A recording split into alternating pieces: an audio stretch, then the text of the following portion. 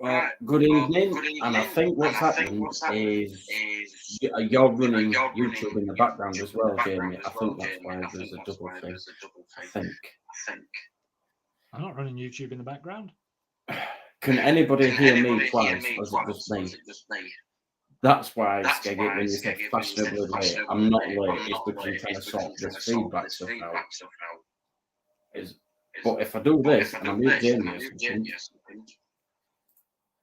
now is the feedback just coming from me and it's at Jamie's end? Can somebody let me know before I keep going with the show? Because I've been trying to do this for the last 5 minutes and it's driving me nuts.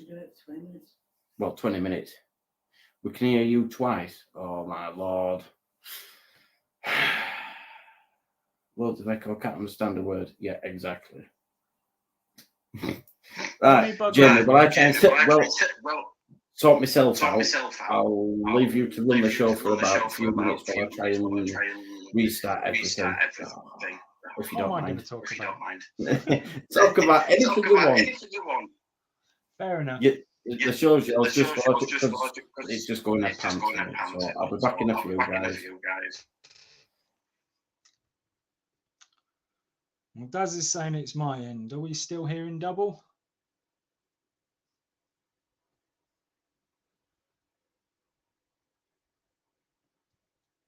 Anybody?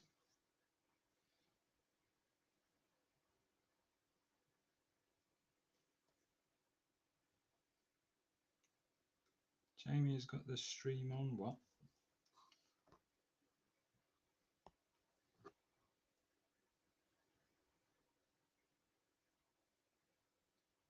Yeah, I want to know if you can still hear me twice.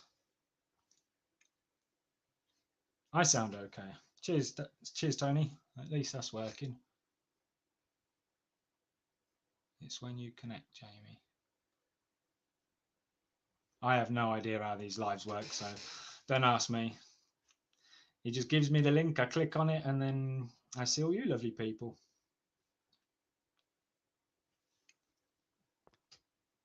I don't know if the comments are... oh, flipping hell, coming through thick and fast. I'm still coming through twice.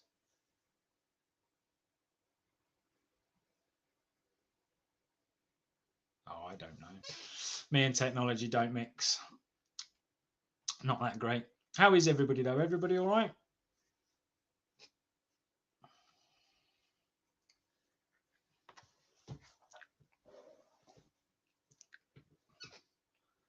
Hopefully Dave can get something sorted his end. But yeah, everybody's ponds all ready for the horrible weather and winter. I've had to put in loads of bicarb lately with the amount of rain we've been getting here in Peterborough. It's been absolutely crazy. Non-stop again all day today. Nothing but rain. Horrible weather. But hey ho. Hopefully be able to get out back down to the ponds at some point and get some more work doing. Me, not a lot, but been working mostly. When I haven't been working, there's not a lot I've been able to do because it's been horrible weather.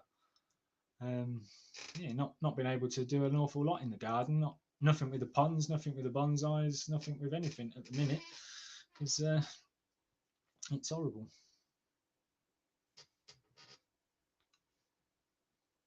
What happened to your ITV Epic video?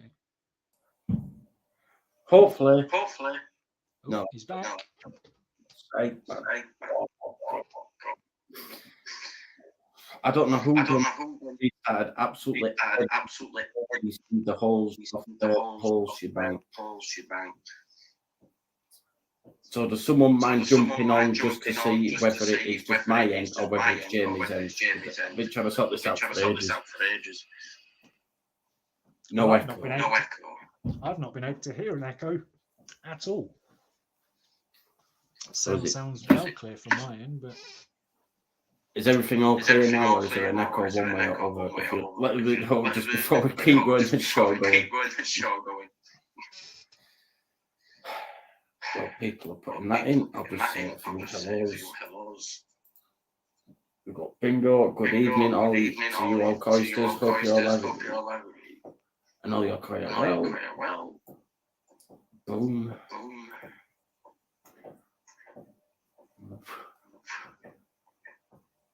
God knows the last one's playing. I don't know the other two.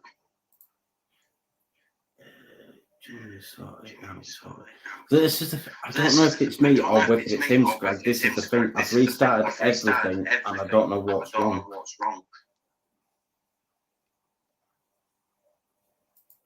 Because now if I do that, does that make it any better? Because I've just muted Jamie to see if that's any better. Or is the echo still coming through your guys' end?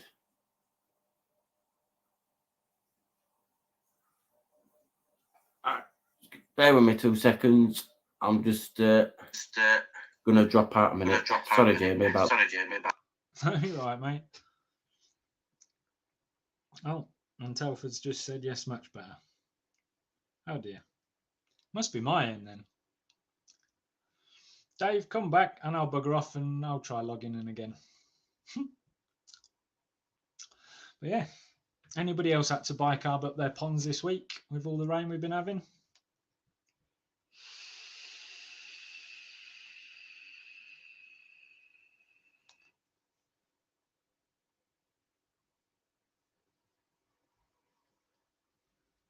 And he's back. Although I can't hear a word he's saying. Can anybody else hear Dave?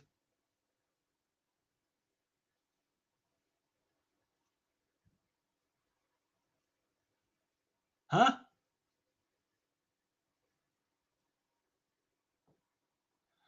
I don't talk that.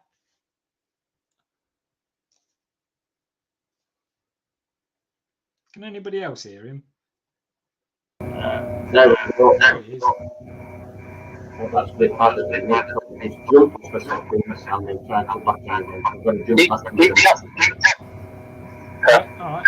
I'll bugger off then.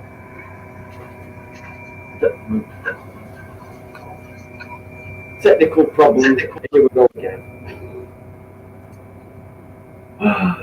Lord. Thing to try and do for lives. Right. Hang on.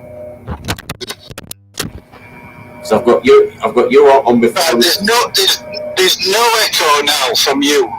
Right. So it's going to be Jamie. Without Jamie, that you've no echo. Right. So it's that then. Right. See you in a bit. See you in a bit.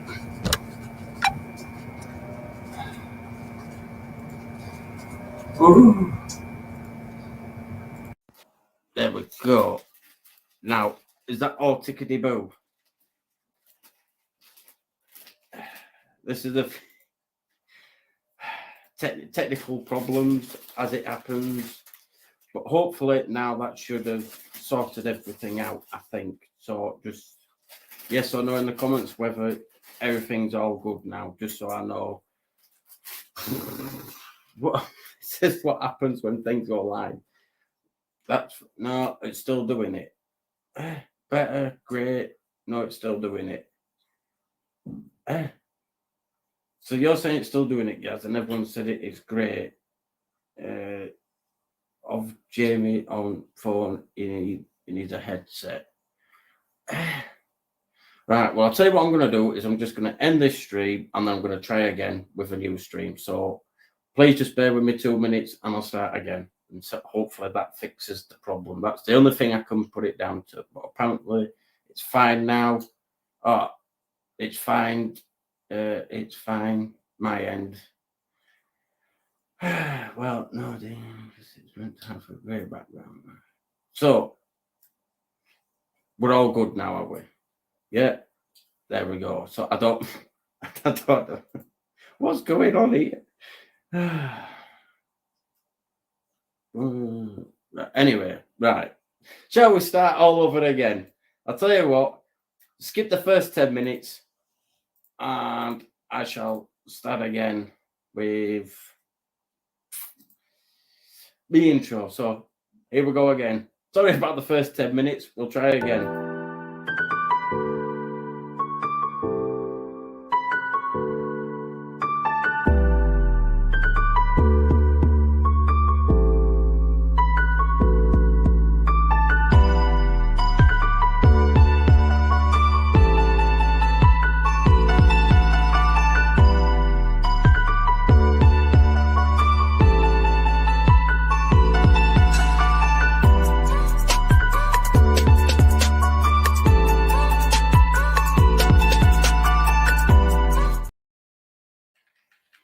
I was about to point yes, please, Jamie, just to see what's going on. But hopefully now this is the show going forward, minus a few mistakes along the way. I've never had this. I've had this problem once before, but then putting the headphones on cancelled it all out, so you didn't get nothing else. So I don't know. So yeah, here we go again. So where was the last one? Obviously, Hello. but now it seems to be. Yeah, the echo's coming. Oh. Zach and Eva saying, There's got to be something wrong with when we're both connected. I haven't got a clue, Jamie. Me either, mate. Me and So- technology don't mix.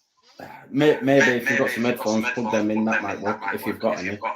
Yeah, downstairs somewhere. Give me a minute. So I'll just remove him for now. Hopefully with the headphones, then that'll work because it seems to be. StreamYard seems to have gone funny over the last 2-3 months. So anyway, we'll go through it again. Good evening, all from Vicky. Fashionably late, been taking lessons off of gas. No, Skeggy. As you could tell, these are the problems I've been having for the last 10-15 minutes before the actual live show. Things are set to test us sometimes. And then you get Tony going boom. Obviously, Jamie, good evening. And then the first question from, is it Helsinki? If I've said it wrong, I do apologise.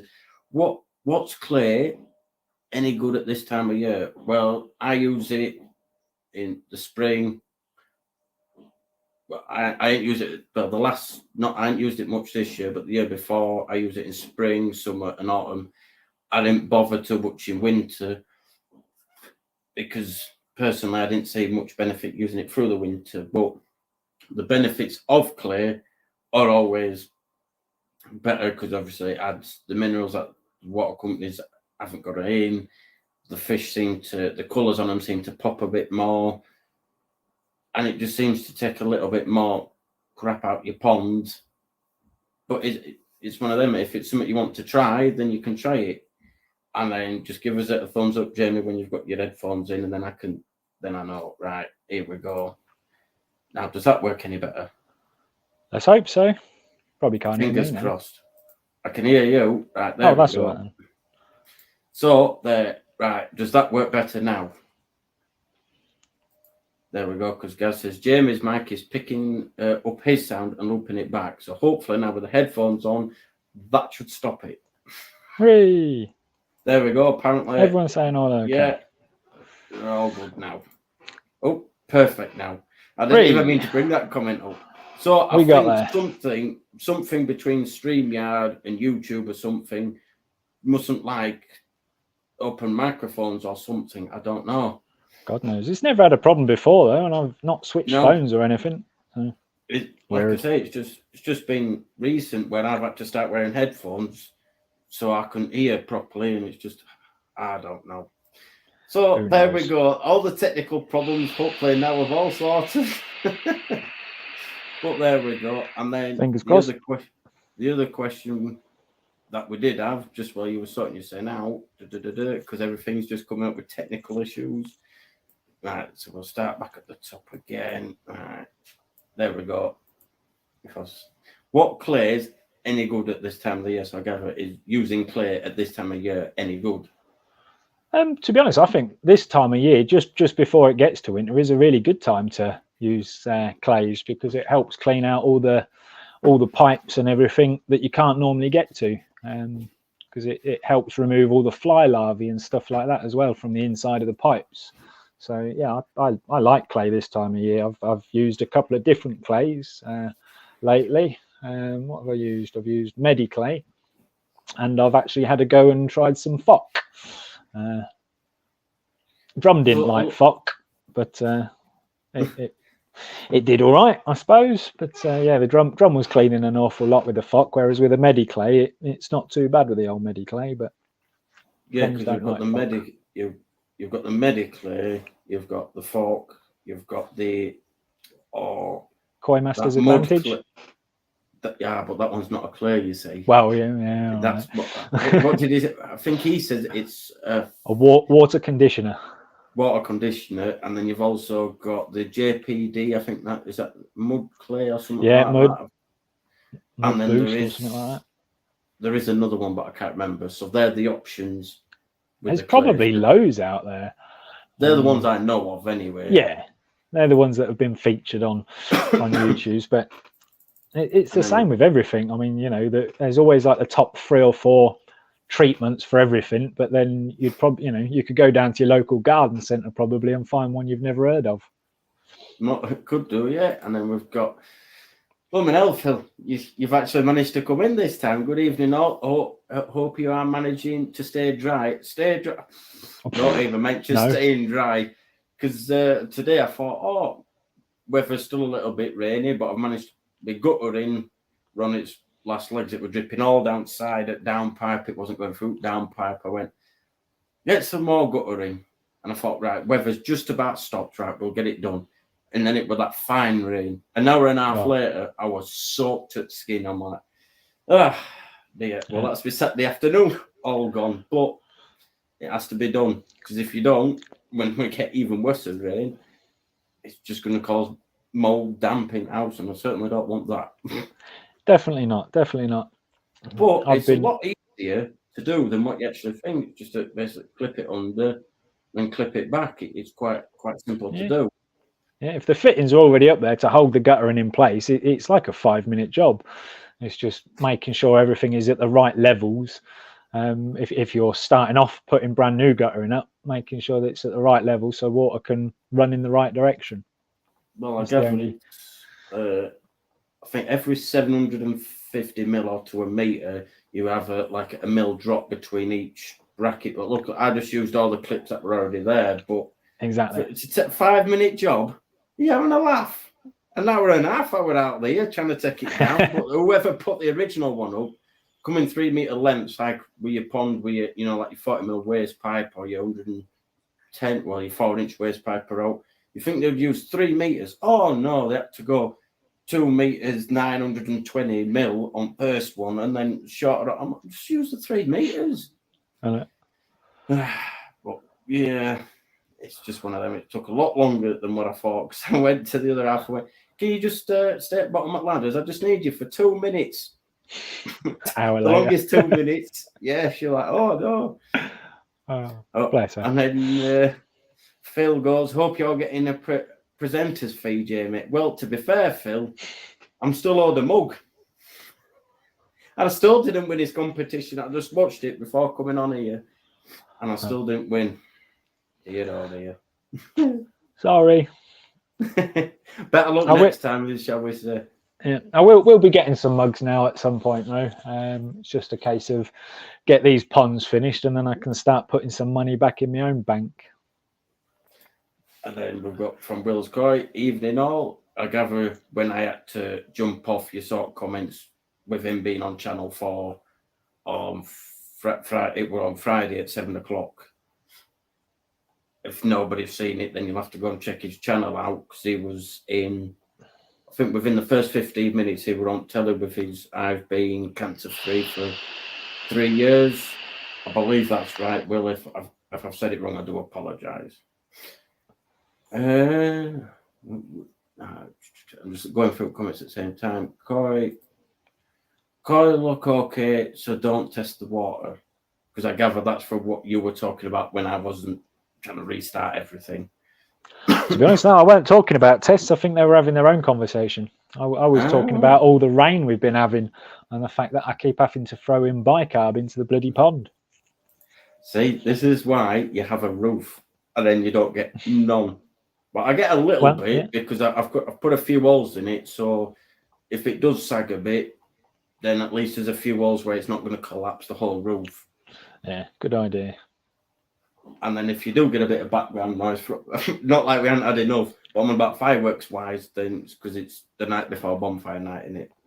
Yeah. So we're getting loads around this area as well. So and ANC said, just mute Jamie and it's fine. Yeah. And so that one's Skegate Channel 4. I ain't I ain't got a Scooby Doo. I don't really watch a lot of normal telly anymore. 'Cause it's just all Netflix and repeats. chill. Well, generally, yeah. That or YouTube.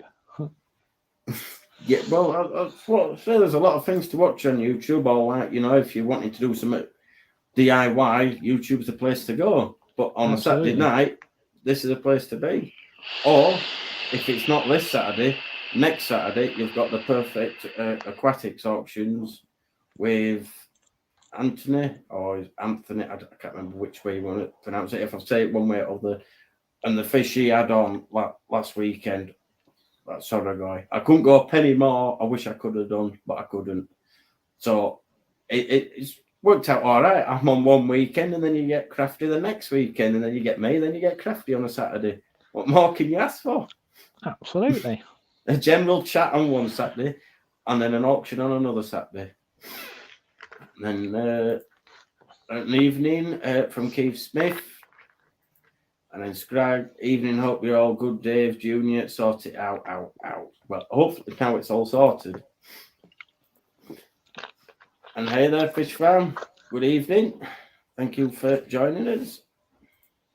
And because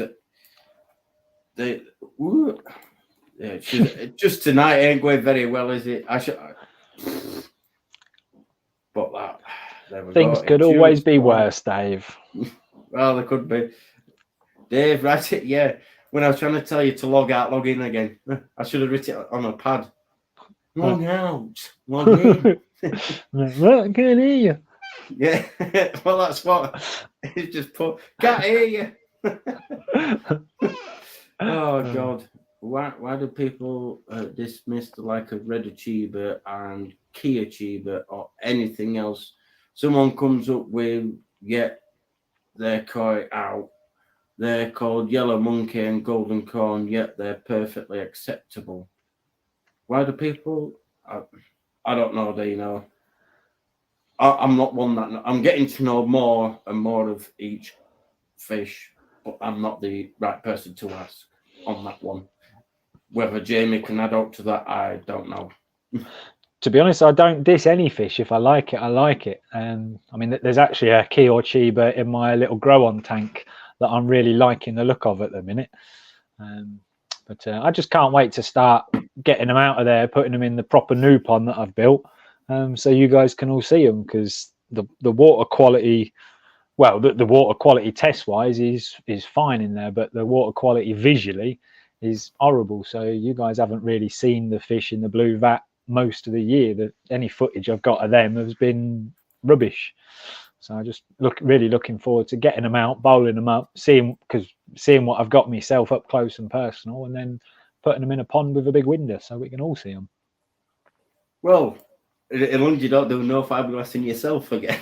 Oh God, don't even. That was a nightmare. Everything I've done on that pond, I've literally had to do twice, except for the brickwork.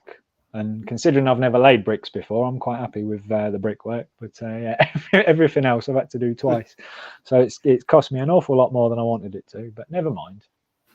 Well, this is the thing. Now you know where you've gone wrong. You know if you have to build it again, where you're going to get it right first time, every time.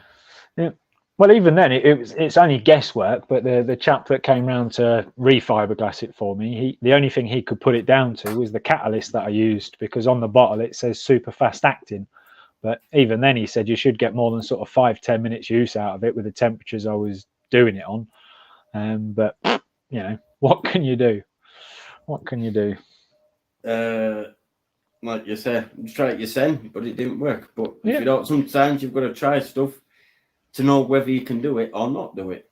Exactly. It's not something I want to try again, though. That's for sure.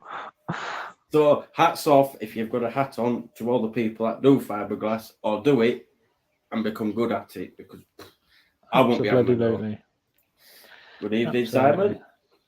Hopefully you didn't catch all the first 10 minutes of the show. That one, oh God. Yeah, there we go. I'm still catching up with all comments. There we go. It's all okay. That's better. Perfect now. Bang on now. Perfect now. There's a lot of comments to catch up on, Dave. Yeah, you get Dino. That there's so many tech experts shouting stuff. I'm going to join you. Need to connect your SCARTLY to your dongle, then add your router to your PC, and then open Windows 95. Oh, Dino, you don't have to make me laugh. I did when I was younger though. I did use Windows 95, but I was I used more 98. To be honest, I still say to this day, Windows 98 was the best Windows they ever put out. Yeah, I had never had a problem with Windows 98. And then you've got Windows 2KD, you know. And see, every day is a school day. But this just proves lives are quite easy to do, but then when a problem does arise, you're trying to sort it out as quick as you can. Well, like I said, we were trying before the show. I think you logged out twice. I logged out 3 times and it still weren't working. No. There we go. Take 3 and now action. Action. There we go. Oh God, you've got to have the laughs and giggles because I suppose this is why it's a DT live. If something doesn't go right, it's not my live, is it? And there was another one, the Backdoor Plus Clay, I believe. There's that one as well. Oh yeah, they do one as well. I'm sure Jack will bring out his own clay at some point as well, because he keeps coming up with. Yeah. Yeah, there we go. And then Skeggy, then Kasuri clay, Backdoor Plus clay. So yeah, there is just like Gaz puts there, just clay, just any clay, that'll be good enough. Dig some out of the garden. Well, there you go. Well, that would help. Mud booster just to go with you, just to get out of garden. Yeah. I couldn't because mine's like 1 inch soil and then it's clay, and then you sort of get a bit of rock, and then you hit bedrock. You like the coal, all the rubble, because I live on an ex-coal mining village, so. I don't have any clay at all in my garden. It's about 3 inches of topsoil, and then it's just gravel and hardcore, which is why digging was so fun. And then you just get it's crap, all this PC like. But to be fair, Dino, when everything does run right, so in a way, you could say it's like a pond. When everything runs right, it's brilliant. And then when things, when you've got parasites in your pond or something like that, you've got to go and sort it out and get it done. And that's what this is having to do. Sort this out, sort that out, try this, try that. And eventually you get to the end result. And look at the show now, Dino. It's all working well. Yeah. Fingers crossed. Touch wood. Dead easy with a string line. I gather it's on about brickwork. The guttering. I think. No, that's the guttering. Well, when the clips are already there, Skeggy, it's even easier. And then, like I said, catching up on all this. So if I do skip a few, my apologies, but I'm just trying to get through it all. You and me both, Dave, have a hook waiting for one of Jamie's mugs. See, they must be very hard. It's like one of my mugs. I think I've sent out 20 or 30 now, and I've got 11 or 12. I've only ever sent out those 2. The other 2 that people own around the world was bought from the shop. But, well, eventually, if I can get up to 500 subs, I'll be able to have my own merch shop, because they've brought YouTube have changed it. So when you reach 500 subs and so many watch hours, and I think there might be another criteria, then you can have your own merch shop and a few other bits and pieces. But then the next one, when you can get monetized and so many watch hours, is your 1,000 subs. So they've lowered it for certain bits and pieces. Yeah. And then same as us, not watched. Same as us, never watched any live TV. That's what I said. There's that much to go on YouTube and, like you say, your other streaming services. Why not? You can watch what you want when you want now, can't you? It's not when the telly people want you to watch stuff. You can watch it when you want. And then we've got Andy at Cope on Lifestyle. Evening all. He's in the house. Evening, Andy. Blooming heck, we've got a few people that have come in once or twice coming back in. Thank you very much for joining. I think if he's just coming at that time, he's missed all the good stuff.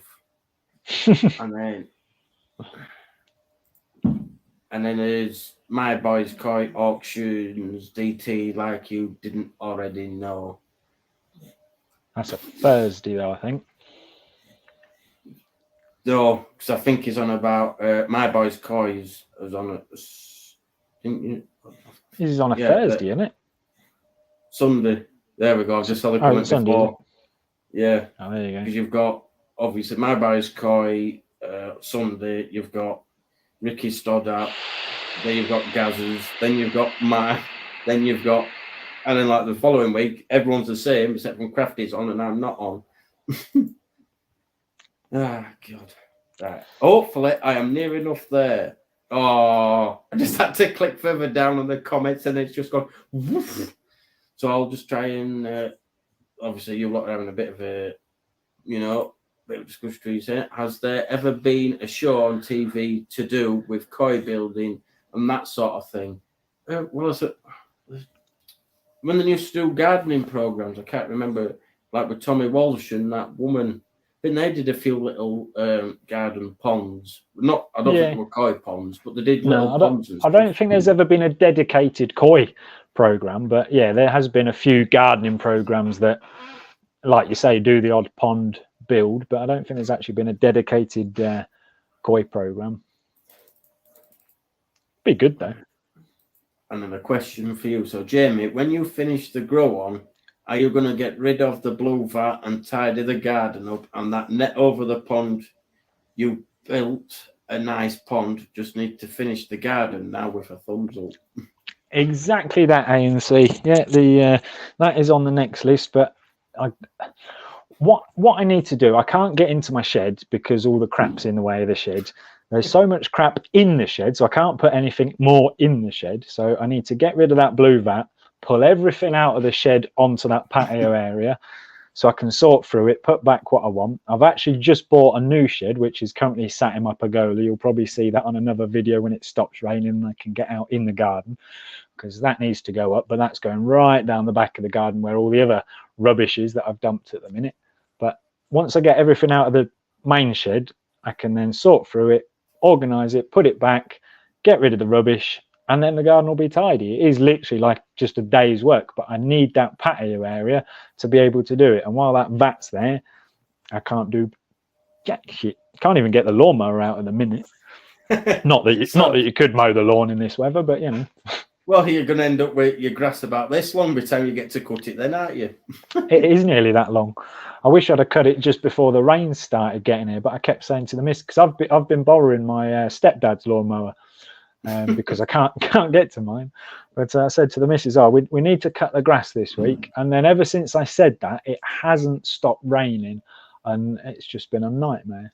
Luckily, because my garden is all gravel, I don't get puddles or anything like that in my garden, which is a bonus. But I just want it to stop raining for like a day so I can mow the bloody lawn. Well, tomorrow's meant to be a drier day when I was meant to do guttering, but when I already had it and I saw my chance, no rain at the minute, right, I'll get it done. But then but tomorrow up here is meant to be a nice calmer day.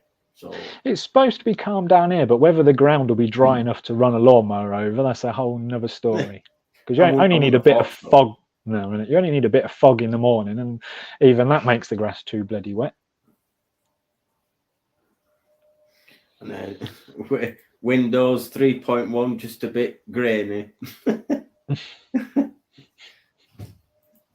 And then start a project and finish is the best way, in my opinion. Yeah, that's why when I got my beats, I wasn't going to wait till tomorrow. But knowing my luck, if I don't do it there and then when I've got the stuff, I'll just figure something. I'll do it tomorrow.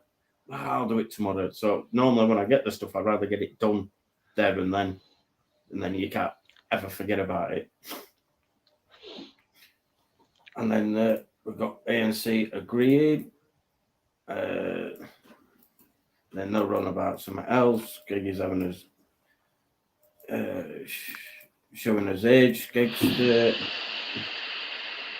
then they run about. They're having a little Jim Radcliffe. Oh God, has anyone got any topics for the panel that they can have a chat about this evening, guys? Yeah, cheers, guys. That very much appreciated, especially when things have been a bit, one way, a bit other way, a bit up and down. But what happens here. A slow start, still a start. There we go. Look, the slow start is still a start. Allah says, question. Absolutely. Anyone starting to get carp pox? Yes. In my pond, this time round, I haven't got any carp pox. But the way I think of it is, carp pox is something that just goes away, I believe, in temperature. So the colder it is, then is it that they haven't experienced carp pox before, or if they carry it, then they come out with it, and then when the koi gets older, then it sort of comes out of the stage of carp pox, I believe. It all depends on the fish. Every fish is different. I mean, one of my chagoi, which is actually one of the best bred chagoi that I've got, proper Japanese chagoi, is absolutely riddled with carp pox, and he's had it all year round. Even in the height of summer, he still had the old carp pox. But I've got other fish though that do get a little tiny bit over the winter, and then, as you say, it drops off when the temperatures warms up. So it's all just fish dependent. Some can build up a stronger immunity to it than others because it's the family of the herpes virus. Yeah, and then we've got it's bonfire night, Jamie. Burn it, just burn it all. If it was wood, I would do, but it's all plastic and insulation, and yeah, I would get an awful lot of complaints if I burned that. Well, it says tomorrow, because technically bonfire's night's not 5th, which is tomorrow. Yeah. Don't think it would burn tonight anyway. It's still pissing it down out there. Well, there's one up backfield by us. They've managed to get their fire going, and obviously with what rate we've had. Yeah, but it's still going quite strong, so I don't know. And then we go. You can always build a 2-story high shed, Jamie, but I thought the maximum height you could have in your garden without permission is 6 or 8 foot, isn't it? I believe. No, something like that. But it's something like that. No, just got a new little 6x4 shed that I'm going to stick in the bottom corner of the garden, and that's literally only going to have the 2 bikes and the garden tools in it, and nothing else. All the crap can go back in the main brick shed. If I can clear enough rubbish out of there, I might even put a little vat in there. But don't tell the missus. No, he's still not there yet. So I thought it was there then, but he's not. He's clicked on it, and then he's not even sat there. So it's Andy. I recognise that garage. Oh, don't recognise. Oh dear. Hey, there he is. Caught you again. Mid swig. Yeah. Every time. Well, I did bring you on earlier, and you weren't there. I'm like, oh, fine. I'll stick him backstage again. Empty room. I've manipulated my evening for you, David. I hope you understand. Well, it's a good show to be at. You see, everyone. So yeah. Oh yeah, definitely. So, have you got any topics you want to ask me or Jamie or? Oh yes. Oh, don't come on without topics, mate. If I've got no topics, I don't come on. But I've got one for you. In fact, I've got 2. Go on then. Pond covers, alternatives. What else is people using other than polycarbonates? And why? Well, the Koi Club meet for Peterborough is tomorrow, and the pond we're going to, Gary's pond, I went there earlier in the year. Gary is using them pond balls that you can get, the little koi pond balls to cover his pond. And I think his pond is nearly 30,000 litres, so that's a lot of balls. But yeah, I'll hopefully hopefully get a little bit of footage of that tomorrow when I'm up there, and I'll see if I can ask him some questions about it. But that's one alternative. Another alternative, I suppose, is what I do, which is absolutely nothing. Didn't cover my pond at all last year, and it got down to. And why? But why not? You know what I mean? Absolutely. Why and why not? So 2 questions there, Jim. Why and why not? Absolutely. It got down to -2, I think, the water last year. And the fish all pulled through, no problems at all. I had no losses, no issues, to be honest. So I thought, well, if it worked last year with the horrible weather or the horrible coldness we had last year, I'd try it again this year. Yeah, because I've seen people use the sheets of what is it now?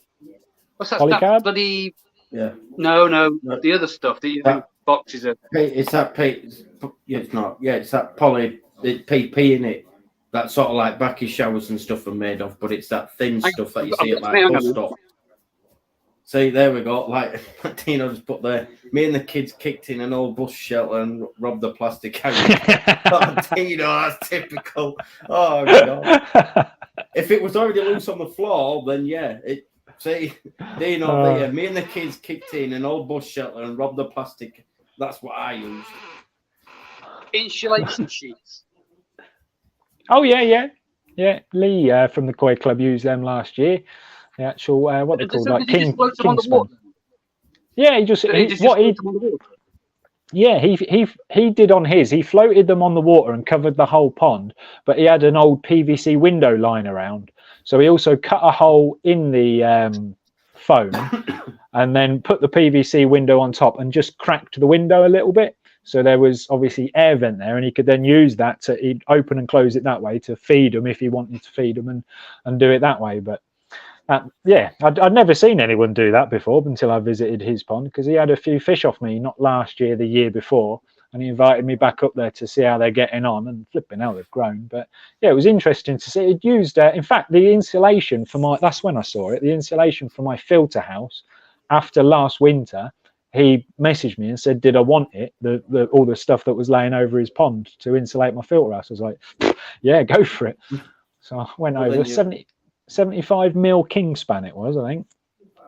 Because I went to I went to the Japanese water garden this summer. I did a sort of a second. The first time I went a couple of years ago when I was at one of the koi shows. On the way back, I dropped into there. But this year, as you'll probably know, I haven't been to any koi shows this year. There, what are you doing? So I don't do them anymore. But anyway, and he floats polystyrene blocks on his ponds. He just chucks them on, just floats them along, and I'm like, "Whoa, what are you doing?" He says, "Where's the gas exchange?" He said, "I just leave gapped, and it escapes from there." Yeah, literally just floating on the water. And like absolutely, it's basically anything to keep the wind chill off. I mean, you're never going to be able to fully insulate a koi pond, but the wind chill makes such a big difference. It's one of the reasons a lot of people turn their backy showers off, because obviously the wind whips through a backy shower, and obviously that's chilling the water faster. So if you can cover it in any way, shape or form, it doesn't keep the temperatures up, it just stops them dropping quickly. So it just keeps it that little bit more stable. You got now nothing handy, and then you've got like ANC said nothing handy, just leave it open, no problem. Then Gaz, for the 1 or 2 degrees difference, unless you're heated, it's sort of pointless. And then you've got Scrag saying Carotex, something like that. And then Celotex. There you go. And then that Ginger Pond Keeper, I use nothing. My pond only gains or loses temperature very slowly, and I don't think that cold itself is risky unless it's a quick change. And I completely agree with. Yeah, and I suppose it also depends how big your pond is. Because if you've got a massive pond with a massive water, that's going to take a lot longer than obviously than a smaller pond to get lower temperature and potentially freeze. So yeah, I suppose it depends on mass of water as well. If a lot of people are saying I've never covered mine, it's never frozen, maybe they've got a massive pond, with a mass of water that it doesn't cool as quick. Well, with mine, but rumor has it, I don't know about you, everybody else listening, but rumor has it that this winter is going to be quite a harsh one, but it's going to be a very quick one. It's going to be really cold, really but only for a short period. That's what I'm hearing in the forecast. I don't know about everybody else. I use kind of MetCheck and there's another one I use as well. So I use different apps, and a lot of them are long forecasting, saying it's going to be a really, really cold winter, but only a short winter. But last year we did get down to -15s at night, so it can't be much worse than that, surely. I hope not. I had -18 up here or down here. Where are you, Jimmy? Where are you? Peterborough, East Midlands. Peterborough. So, am I north of you then? My geography is crap. Where are you? Stoke-on-Trent, yeah? Yeah. I would have Yeah, thought no, miles north. Miles north. Right. So, and then Dave, you're fucking way up there, aren't you? You're up near Canada somewhere. I'm You are. way up there. That's the thing, though. You You've got see, the Arctic I Circle, haven't- Dave, up there. You are. yeah. But the thing is, for me, I haven't covered the pond in the last 2 years, and I think it got to -1 in the pond, but mine never froze. And I think the reason, mine never froze was because I've got constant flow going in the pond, and I've also got my constant. I never turn my air off, so my air's constantly flowing, giving that rumble effect or surface diffraction. I think that's the same with mine, Dave, because mine got down to -2, and I even left my backy shower on last year, all throughout the winter, and the water got down to -2, and even the backy shower didn't freeze. So, yeah, I think if you've got enough water movement, that plays a big part in your ponds not freezing. So maybe if you did ever want to try, because like you say, don't knock it till you've tried it, sort of thing, and maybe try just leaving them air stones in your pond. Because if when I had the polycarbs on mine were 40 mil, didn't let UV through and whatever, but I didn't see a big difference. So, but having the air stones on constantly anyway, it just doesn't allow your water to freeze because you've always got that surface movement. Okay, so leading on from that one, then next topic: stopping your pond freezing. Then, if you haven't got covers on. I'd say last year I did absolutely nothing. All I did is leave the air on, like Dave's just said. Even the backy shower was still running, and that just kept the movement moving. To be honest, I was because I was still finishing off my pond build, and I'd then started a new one before I'd even actually finished my old one. I didn't even bother insulating the pipe work. Most of it is underground, other than what's in the filter house. But the bits that are in the filter house, I didn't even insulate them. And yeah, I had no icicles on the backy shower or anything last year. So we'll see. If I start, like I said last year, if I start seeing ice form, then I'll do something about it. But it's like ANC said about their koi. Why test the water if their koi look fine? And mine was the same sort of opinion about the pond. If I don't see any ice forming, why do I need to do anything? Well, it's one of them. See, my intention again this year is to only blow water into the filter system for 12 hours of the night. And for 12 hours of the day, I'm going to save power by not running my pump. UV's off. That's my 55 watt saving now, every day, 24 hours a day. Then air pump's going to go off under 10. I'm going to wait till under 10 degrees because then the water's cold, so it holds more oxygen. And then my intention is just going to blow air into the filter system, into the Jack Martin and the KK1000 moving media. And then it's off for 12 hours a day. So I can make savings there as well. So that's how I intend to do mine. But the thing is, there's been a few things with not how hot they run, but with your air pump running a little bit warmer, like because mine's near the pond. Sometimes not a lot, but apparently it can give that little bit of warmer air. Not a lot, but maybe. No, it doesn't, Dave. It doesn't, mate. Honestly, I've got my blower right next to me now, next to a fire that's on 240 degrees. And it's like, I don't know, maybe 3 foot away from it. So it's sucking in hot air and blowing it down the pipes. By the time it gets there, mate, it's cold again. I tried it, honestly, because I thought I was going to be able to use it for that, but it doesn't. It doesn't do jack. Your airline runs in small, either yours are. Why am I even trying to measure them like this? They're about big, that wide, this long. No, mine are about that, Dave. Mine are about what you did then with your arm. Mine are about that. Because you go from a garage. Yeah, that. Because mine go from the garage straight to the filter system. What was that measurement again? Let's do one more time. That measurement. No, that's too long. The other one you did before. No, that one. Not that one. Yeah, that one. How does it go? No, I'm not. But then the other one, Scrag there, my pond's covered with polycarb sheets. I'm down to 11 degrees and the growing's at 8.5. I checked my pond this morning and I was at 11.9. And mine, like I said, mine's not covered. the only thing it's got on is the roof, and it seems to be quite stable. When it drops, only drops like half a degree, and then it stays at that. So it's slowly dropping, but gently. It's not a quick sharp and then back up again and down again. Mine's still holding at 12 at the minute, although the grow on was down to 9.9 today, but it's only 2,000 litres, so it does drop a lot quicker. But in regards to what Andy said about the old air pumps, I don't turn mine off, but I use one of them vary switches and I just turn it down, which also then saves electricity because I've run it through the bitty bobs. And I think it's a 32 watt air pump. I think it's the EA70, but I run it at about 9 watts throughout the winter. And that saves me even more money than having it on for half the day. So it just keeps a constant trickle going in to keep the water moving. I saw your video on that, Jamie, last year. I got one of them vary things, and I put it on mine. However, it's really sensitive, isn't it? You get so far, and then you hear it drop off. I haven't got one of the 20 meters you've got. I have to do it by sound, and it was like, bah! Oh, hang on, I'll make the noise for you. It's even better. I'll make the noise right. Ready? And that's actually how it sounded. I practiced that. And but the thing is, it knackered one of me. What's its inside? What are those things called? Diaphragm. Yes, busted one of them. Now, whether it was on its way out anyway, I have no idea. But I had to change one of them diaphragms, so I haven't put it back on again.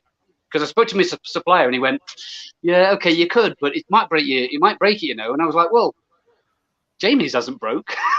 And he's like, I've got two on. I got one on both ponds, and I've been running them now for nearly a year. And I only got the idea actually from my dealer, who runs them on all of his sales tanks, and he's got what 30, 40 sales tanks, and he runs them on all of them. And it was him that said, "Oh, why don't you use that then?" Because I said to him, I went there purposely and said, "Have you got a smaller air pump for my grow on tank?" He went, "I've got these," and he is so blunt and honest in a good way. And he went, "Well, I've got these, but to be honest, Jamie, they're crap." He said, you want to stick with these ones?" And he was trying to push me to the EA95. He did say they're the best ones, in his opinion, but he reckons they're one of the best ones on the market. And I said, "No, that's going to be way too powerful, Mark. I need something smaller." I said, "What about the EA70 then?" I said, "Can I split it and just like divert air off?" He said, "Why would you split it?" I said, "Because it's a 2,000 litre vat. Why do I need 70 litres a minute going into that?" He said, "Well, have you used one of the vary switches on it?" I went, "What? Vary switch on an air pump? What are you on about?" He went, "Come with me." He took me down to his sales room and showed me. He was like, as you said, Andy, there is like a sensitive cut-off point. You kind of get 3/4 of the way round and everything sort of shuts off. Yeah. But you've just got to find that point that you're happy with, where you can just sort of see some bubbles that you're happy with. And that's how I plugged it into the electrical testy majigger, just to sort of see what kind of watts it was spitting out at what I was happy with. And yeah, I run 9 watts on the main pond and about 6 watts on the grow on pond over winter. And it just, you know, it's a big saving, yet I'm still getting constant air movement. So and as I say, I only do it because Mark uses them on all of his vats. And yeah, I had so many comments with people saying fantastic, fantastic, fantastic. And then a couple of people said, "Oh, I've tried it and it don't work on my air pump," and have sort of named their air pumps and whatnot in there. But like everything, it has to be a certain type of device. And it was the same with water pumps. It did work on some water pumps, because me and Daz tested it on one he brought over to mine, and it worked on that one. And again, a few people have tried it and said, "Oh yeah, fantastic, it works on mine." But water pumps was less. There was sort of about 20% of people saying that it wasn't working on their water pumps, but air pumps was a sort of a 95% success rate. But like I said, I tried it, but it didn't quite work. I agree with what ANC said there, though. By putting your polycarbs on, you know, and you're obviously making it darker in your pond, what's that going to do to the fish? You know, with the colour wise and everything else, because you're making it. Nothing. Well, it's just like us, and then it's. I've used it every year. It's one of those things, isn't it? It's everybody to their own things. If it works for you, you carry on doing it. But I used to cover my pond when before I built this one. Where, like, if you remember my very first, I think my old pond was only in like my first 3 videos, but it was like a 6 foot by 6 foot pond and only about 3 foot deep. It was tiny little pond. I used to cover that all the time because it was so small. I was scared of it sort of freezing and you know, going solid over winter. So but built this new one, and it was, as I say, it was just the fact that I was doing too many other things. I'd run out of money and thought, we'll just leave it open and see what happens. If I have to run out to B&Q in an emergency and buy some polycarbonate or whatever, I will do. But it got down to -2, never froze. So I thought, well, if as the old saying goes, if it's not broke, don't fix it. Well, we've got a question from Screg there. Anyone take their UV lamps out during the winter months? I switched mine off, but left them in. Well, with me, everything runs, unless I'm putting a treatment in where it states on either the bottle or the packet, turn the UV off. Other than that, everything's the same, 365 days a year, and that's it. Nothing changes for me, whether it's winter, summer, or any season. Everything's the same, unless it states different on the packet. Do you not turn your UV off over winter then, Dave? Nope. Do you not? I do. Mine's on fortune there, Dave. You what? You can save a small fortune there, mate. Yep. Well, technically I am. I've gone from a 55 watt UV to a 20 watt UV, and my pond's even clearer than it was with a 55 watt. Might have had a dodgy bulb in the old unit, but well, yeah, no, because you've got a roof over your pond as well, Dave. You don't need a UV on in the winter. I've got the roof on, but I've gone in from, your box standard where you've got your tubing, your UV, to mine's the similar to the drum, so it's a drop-in UV instead. So yeah. The amalgam. Yeah, so they're meant to be stronger than what your standard UVs are, but yet the wattage is lower. Yeah, that I agree with. Yeah, I think I paid 100. And when I had my other horseshoe pond, I used to take my UV out of the system because it was outside, and I was always in fear of it freezing. If you have a really heavy frost. And people say with moving water doesn't freeze. Did anybody see those videos last year of?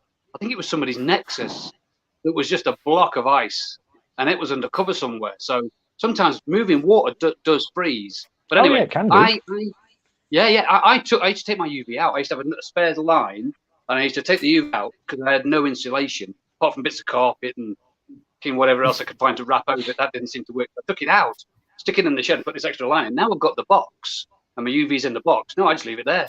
If it's insulated, then leave it in. I wouldn't take it. I just turn it off and then leave it there. There's no point faffing around, taking it out and putting it back in next year.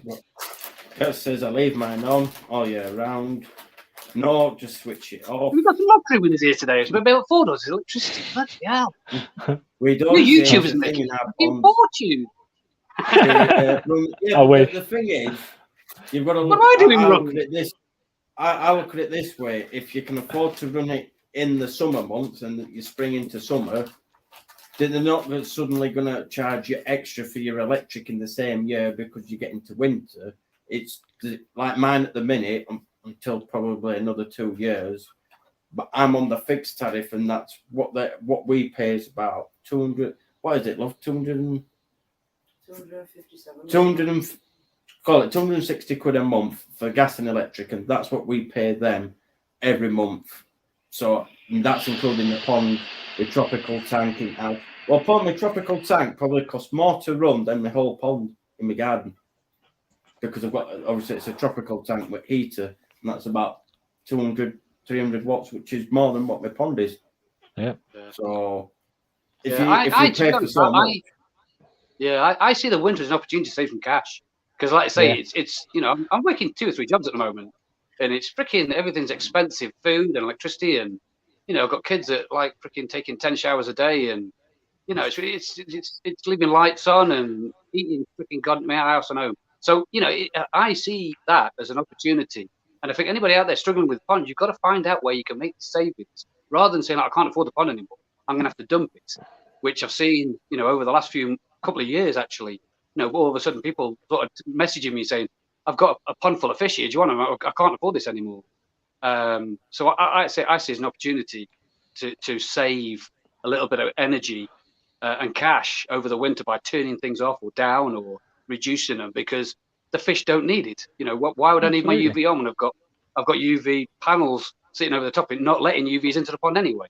I But it's so- the other side of it, 100% though. agree with you on that, Andy, because I'm exactly the same. In the summer, my pond runs about 320 watts with everything on full whack as I do, and then like you, I turn my UV off, which is 55 watt.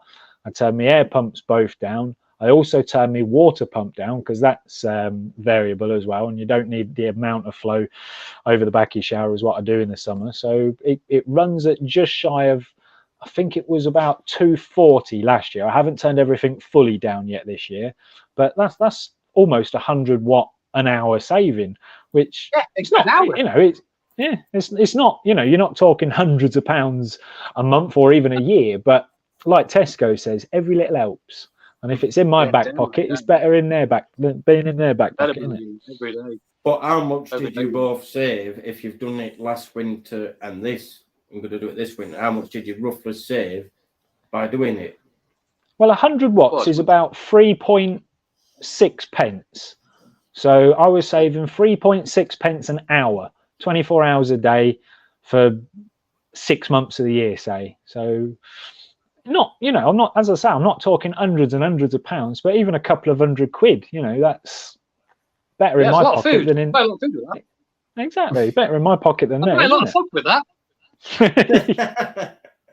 I've never used that, so I can't talk about that one. And then you've got, guys, mine is covered with nothing, and it's at 11 degrees. Same with mine. Mine's 11.9. Then you got pond was at 12 today. The ginger pond keeper. My guess is that the in-ground ponds lose temperature more slowly than above ground. True or bullshit? Well, to be fair, ginger pond keeper, mine is half in ground, half out of ground because it's built out of wooden sleepers. And mine is, it's hard to get the temperature to go up, but it's always near enough stable. When it drops, it takes a while to drop, and then it'll stable, then drop again, stable. And then in summer, it takes a while for it to increase, but it's steady. It's not a quick up or quick down, which I said earlier. So well, I was on what he said. I obviously was digging my pond during the winter. I started the actual digging part process in sort of November time, whenever it was, a couple of years ago. And I did that test. I tested the temperature with a thermometer of the soil that I was digging out and underneath at the very bottom, and mine goes about 3.5 to 4 foot underground. And I was testing the temperature down there, and even in the frostiest of frosty mornings, the soil I was digging out was a constant 4 degrees minimum. And that has got to be like a central heating to your pond. Obviously the sleepers weren't 4 degrees. The sleepers get to -2 with the water, but the soil underground was a constant steady 4 degrees. So yeah, having an in-ground pond is gone. Yeah, and I suppose you've also got to consider how well your insulation is above the ground as well, haven't you? If you've got really, really good thick insulation, then it's going to go colder a lot longer. It's going to take longer to go colder. If you've got not very good, then obviously you just get through the block work and start cooling stuff down. So I suppose the answer to that one is it depends how you've built your above ground. You know, what kind of insulation you've put on it as well, doesn't it? Yeah, that plays a massive. I've only got 25 mil Kingspan, but like again, every little helps, doesn't it? So it's one of plus being above ground as well. Go on. I was just going to say, being above ground as well, you're more inclined to get the wind, because not only obviously is it just hitting the surface of the water like an in-ground pond, it's then hitting the sides of the pond as well, which may help in the cooling effect as well. So I have to agree with him. I think an in-ground pond, windows, they play, because you can't insulate. Well, you can. That's why I created that window cover for mine. You know, I got all that window cover just to keep off the windshield, to be honest. Do you still use the sofa cushion? Sorry? Are you still using that sofa cushion or mattress? Yeah, massive foam cushion, yeah. That's a good idea. I only use that really cool, because going back to the comment about the fish not having any light, the way I get around that is I don't cover my window until the frost comes in, and it's really freaking cold. And on sunny days, I always take one of the covers off. So yeah, I don't blank my fish out completely for the winter. As if the sun's out, yeah, got to open it, take a cover off or two even if the sun's out. But if I've got no sun, and I just keep them covered on. But yeah, I only use the cover for the window if it's really freezy, it's snowing, and all that kind of stuff. I just block them all in then, and then But take then it back you off let again. Yeah, but then if you're taking them covers off when the sun's about, then you're letting UV in your pond, then, aren't you? Well, for You're what, on about 4 or 5 hours, 6 hours? Well, it's still, yeah, it's still turn it back on a bit. Watch your meter rise. Ooh. But Dave, covers on. Dave, on the other hand, though, Dave, my pond is completely uncovered all year round with no roof, and my UV goes off during the winter, and my pond's still crystal clear. Mine's always clear. You don't get enough sun. If you've got a decent enough filtration system, you don't get enough sun in the winter to turn your pond green, as long as you've got a decent filter system. And then a question from Lisa Leach. Has anybody ever thought about creating electricity with a water wheel from on your returns? I've thought about it lots of times. The guy in the States has tried that. Yeah. A guy in the States tried that, and I was talking to him. What was it last? I think it was last. It was 12 months ago, actually. We were looking at that, and the thing was, the thing is underwater. So you have to use a spiral one because you can't use a paddle because it's underwater. So you get the resistance is too much on the water. So you have to use a spiral one. Yeah, does that make sense? Yeah. Yeah. If you're above water, you just drop water on it and it turns over. But if your return is underwater, then you have to use a spiral one, and they don't generate enough turn to generate enough electricity because your returns don't blast water, do they? They just flow the water back in again. So the guy in America did try that. Unfortunately, it didn't generate enough. Unfortunately, it is almost a scientific impossibility, because if you could physically generate enough electricity from a spinning wheel of some kind, it would have been done a long time ago and put into things like cars, which then you could charge a car whilst you're driving it and never run out of electricity. But it just can't be done because they can't generate enough electricity for the power that you're putting out. I mean, you could charge a battery off one. Granted, you could put something on it like some kind of inverter where you could slowly charge a battery, but you'd probably spend a week charging the battery to then get maybe 4 hours of use out of it. So it's just, it could save you some money, but not enough for the outlay of the cost of the equipment that you would need to buy to be able to do it. But yeah, I have considered it many a times. And then Just going back to that wattage, by the way, that wattage saving would be turning stuff off. In summer, 220 watts. That's pump, skimmer, UV, air pump. Winter, 80 watts. Oh, flipping hell. That's a big saving. That's a massive saving.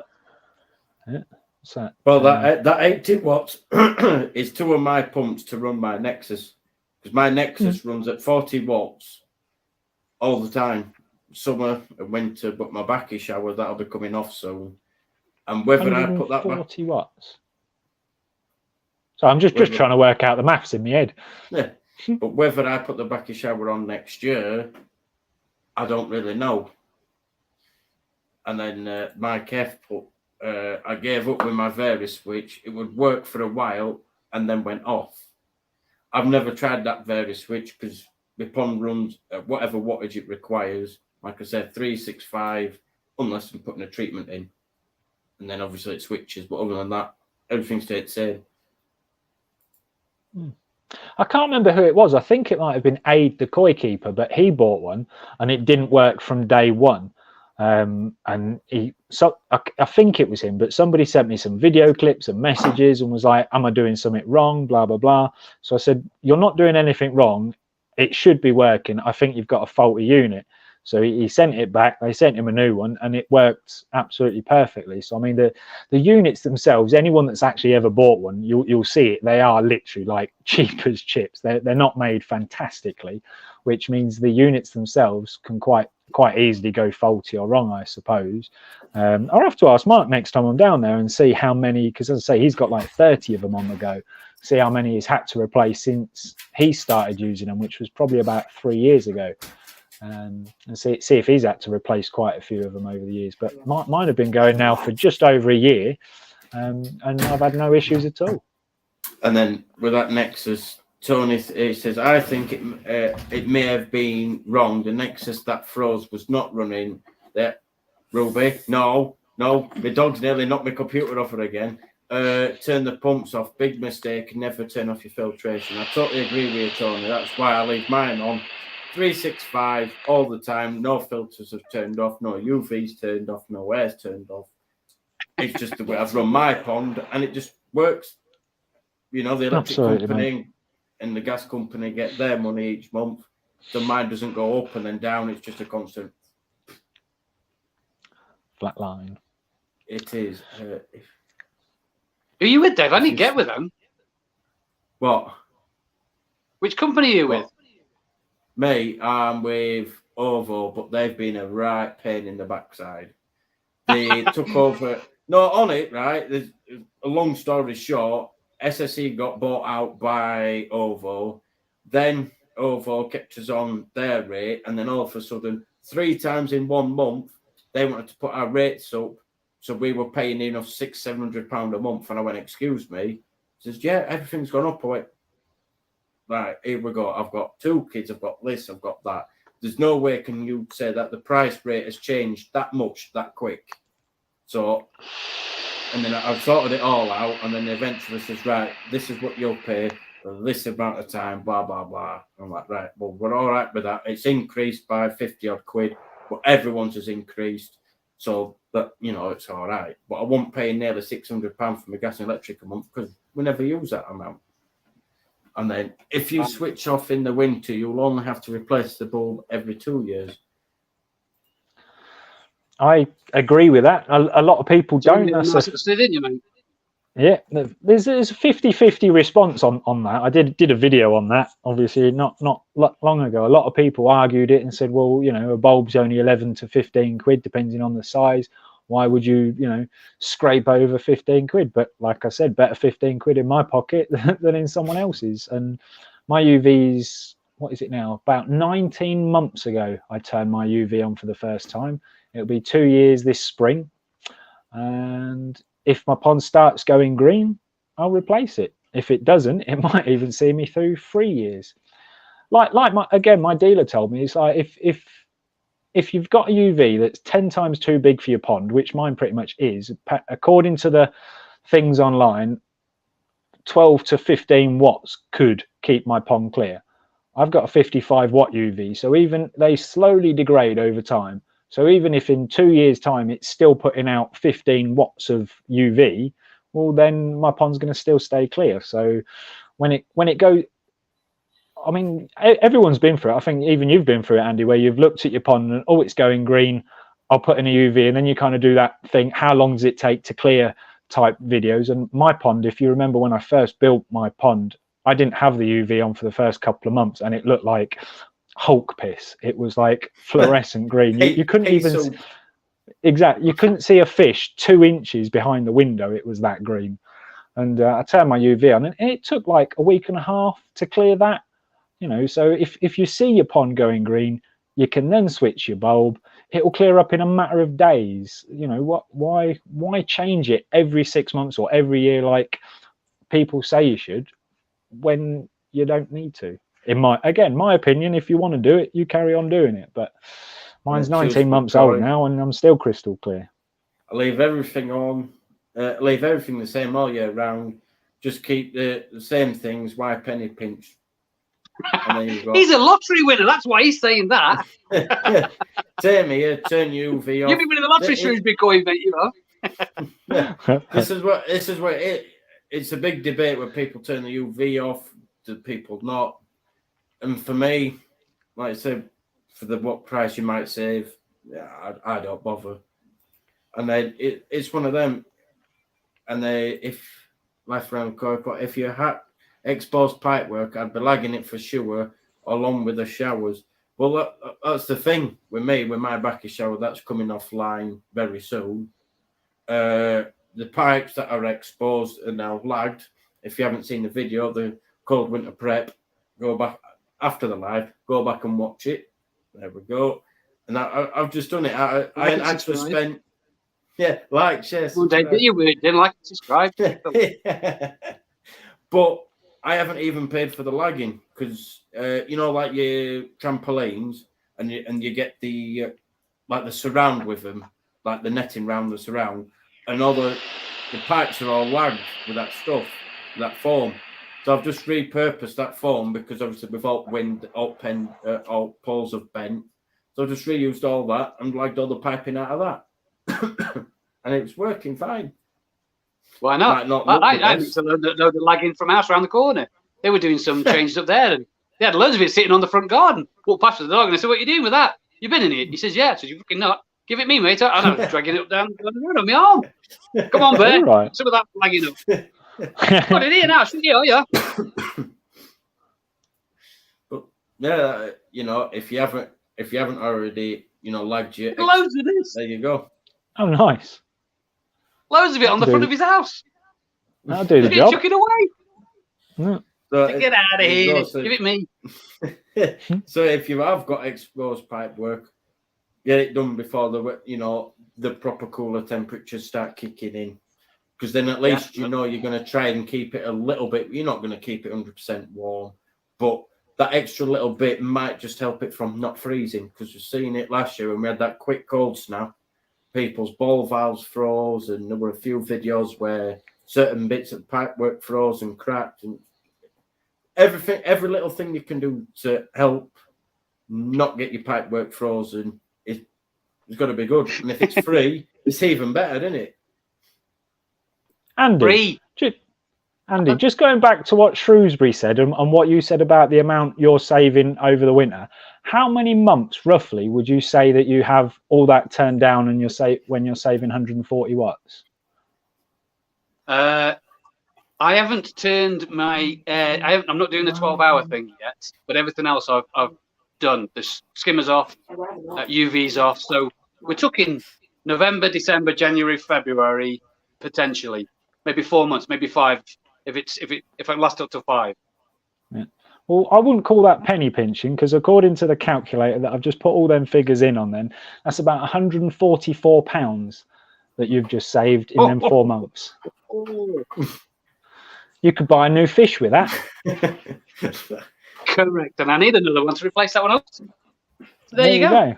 Where's the pennies there? Pounds. 1 second. Oh, he's gone again.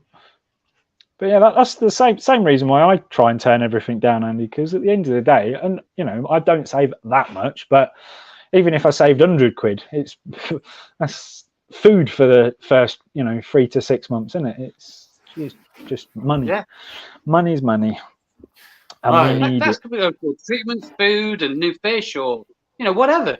It's all every penny counts for me. Every penny counts for me. Everything I do on my YouTube channels, I try to make sure that I'm either saving money or saving time, or doing something to help. With whatever's happening around. So every day's a school day. Can't knock it till you tried it. Absolutely. But then a question here: as a bigger YouTube channels, you should be making enough from your videos to cover the full running cost of your ponds for a winter. I wish. Yeah, no, you see, my wife wanted a new dishwasher the other day. I go buy one of them. I had to check on YouTube that was on a new dishwasher. What you like? It does help, Gaz. We ain't gonna lie. We do make some pennies off the old YouTube. I mean, yourself now. You're monetized. We do make some pennies, but it's not.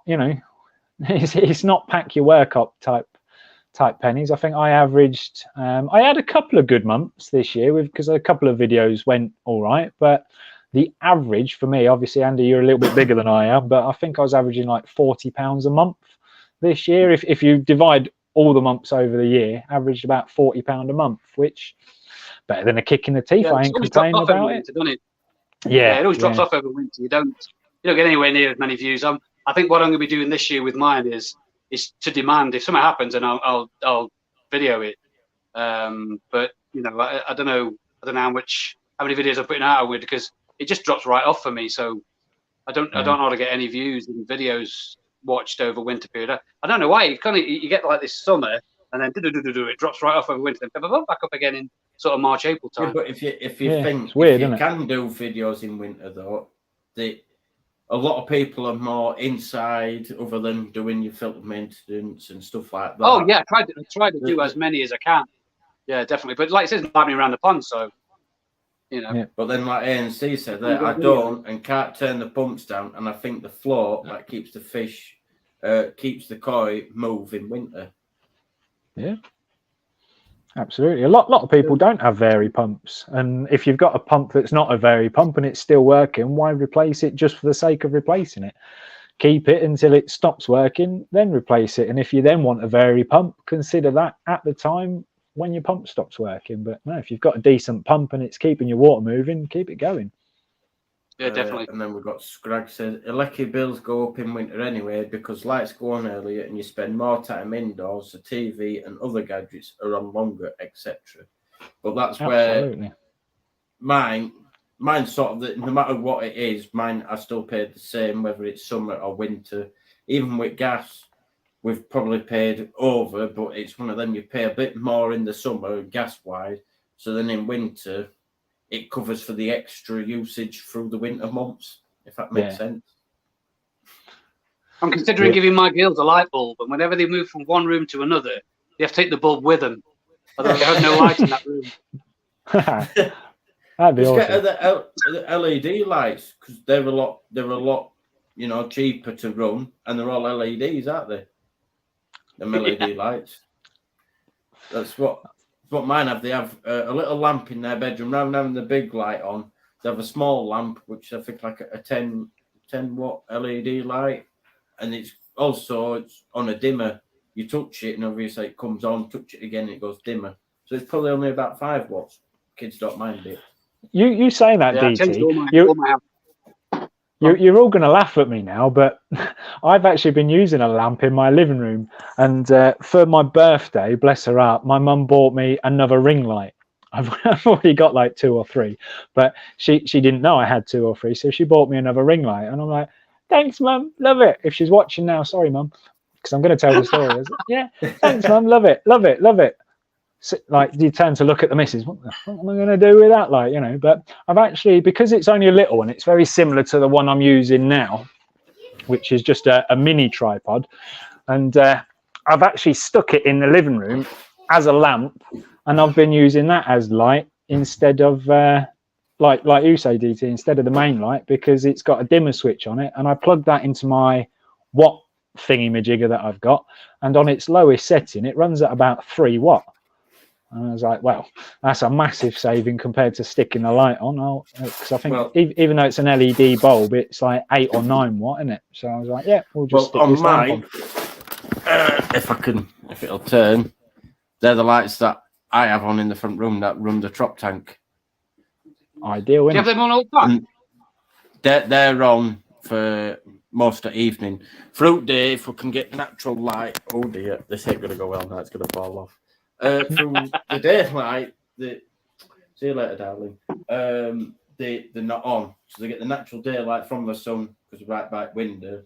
And then in the evening, the lights go on, and then that's the only lights other than telly that are on in front room. And then we've got these battery-powered candles to make you, because we're tight, to make you feel warmer. Absolutely. They're not actual candles; they're just LED. Where it just flickers, so it looks like a candle. And then, so in ground, there we go. In ground and raised, and main contributors to lowering pond temps is wind chill. If your pond is exposed or has a large surface area, heat will dissipate a lot faster. Yeah, that's what I said earlier. Absolutely. Yeah. The higher you are, the more wind you're going to get, ain't you? Thank you very much, Greg. Help there, smash the like. Thank you very much. If you don't, it'd be very much appreciated because I think the last one I got 12 or 14 likes. I think it was. But I'm quite happy that we've got 42 watching. So if you hit that thumbs up, that's 42 thumbs up. It'd be very much appreciated. How many thumbs up you got now? I don't know because I'm on the StreamYard bit, so I don't know. So Let somebody me will have put a in the look. comments. Everybody out there Seven- watching, how many thumbs up is there? 17, 18. There you go. And we've got 40 people watching. Why don't they like it? 42. I don't know. Why don't 19. people like what we're doing? They don't like this. Sorry, we're not very good. Stop telling me what to do, Scrag. Sick of these spanners. But it's because obviously I've got a few people that are blue spanners in the chat, so they're the moderators. Because I'm talking like we are, I can't always see what's going on in the chat. I could be, way up near the top, and there's people commenting all the time, and I can't always see it. You see, so it's always good to have moderators so they can see what's going on quicker than you. Tell you what, Well, it's yeah. amazing, when you do this YouTube stuff, that you understand what makes your video better and what makes the algorithm better. And it's them likes. If people are clicking your like, the algorithm gets hold of it and throws it to the world. That's what I found a lot with me. You've got to get your likes, guys, I tell you. Subscribers don't. It's not subscriber number, it's your viewers you've got to keep an eye on. And a dynamo is an electric generator that utilizes a communicator to generate direct current. A dynamo is a device that converts mechanical energy into electrical energy. That's a mouthful. When you get to all in one go. What language is that? A dynamo is an electric generator. I think that's to do with when you run about that when you've got underwater returns and it does that swirl. So I gather that's what he's on about, connected to that. Because don't forget, I'm that far behind. Nice one, guys. Sounds very good. I know what he means. Not that I can explain it, but I know what he means. To simple terms, I've done proper electrics. Changing a plug, hell, I am really, really bad at electrics. I remember when I first moved into this house, the garage I'm in now had this stupid light just up on the up there somewhere, and I thought I'd change that myself. Put this light in, no problem at all. I took wire out and put wire back in. Wire in, turned it on, nothing happened. I was like, I put all the wires in. Went to touch it. Oh, it earthed me. Bang. Nah. Ouch. Through the garage. If when you get your actual, what I've started to do is, like if you're throwing an appliance out, for example, and it's got a normal plug on it, you just cut the wire. You're throwing the appliance away anyway. Keep it so when you get something for your pond that doesn't have a plug, unscrew it, take one wire out, put one wire in, the other wire out, the other wire in, and then you're never going to do where you're going to earth yourself and go poof. Yeah, good idea. I gave up on electrics when I like you, Andy. When I first moved into this house, I wanted to change one of my kitchen lights. I took it out the ceiling to then find out it's on a three-way ring system, which basically means it's got 3 sets of wires coming out and 3 sets of wires going in. So in total, there was 9 different wires that I all had to connect into the one light fitting. And I tried and I tried and I tried, and I was like, no, I give up. And because it's on a three-way ring, that is a tongue twister. It basically meant because I couldn't get any light fitting back on, because I couldn't get all the wires back into the hole, all 3 of them light systems, which it was the 2 kitchen ones and the living room one, are all on the same 3-way ring. None of them I could turn on until that light fitting was back up and completed the circuit. So while I was waiting for the electrician for 4 days during a winter, I had no lights in my kitchen or my living room. So I was like, I won't be playing with them anymore. Yeah, pretty much torches and lamps. Trying to cook my dinner with a lamp over my head. Well, he's got them ring lights, so he'll just have them all over the house. Yeah, I can now. I didn't do YouTube back then. That was like 12 years ago I moved into this gaff. And Richard Code, if I said to you last time, Jamie sounds like a Darth Vader. Because when you're sucking on that electric thing. Oh, yeah. And then ANC have said something that I'm not going to say, but yeah. They've been naughty. No, it's just a word that I don't want to repeat on YouTube. It's not naughty, it's just I'm not going to put it up. There you go. Koi water plants and plants. I've got an algorithm UV that stays on. So does mine. But mine sits in a Nexus, which, if you see my videos, it's in the return part of going to the pond. So then it's nowhere near the biological side of the filter. Backy, go on. I was going to say that's the only one disadvantage with the drum that I've got. Although I absolutely love the Oazi drums, they perform like a dream. They're unfortunately not fully UV stable, so you can't put a UV in an Oazi drum, which is really annoying. Because if I could, then I'd probably have one of them as well, and put that in the drum. But they don't take them, unfortunately. So yeah, I have to stick with my little EA 55. Sweet Acres Koi Farm. I don't care about the money. I shut down what I know will freeze and either get damaged or cause a problem with ice jams. Absolutely. If you think it's going to cause you a problem, shut it down, turn it off. That's why a lot of people do turn off their backy showers in the winter. But I left mine running last year and it was fine. So we'll see. I'll try it again this year. And if it starts to freeze, I'll turn it off. Go through the in-pond returns.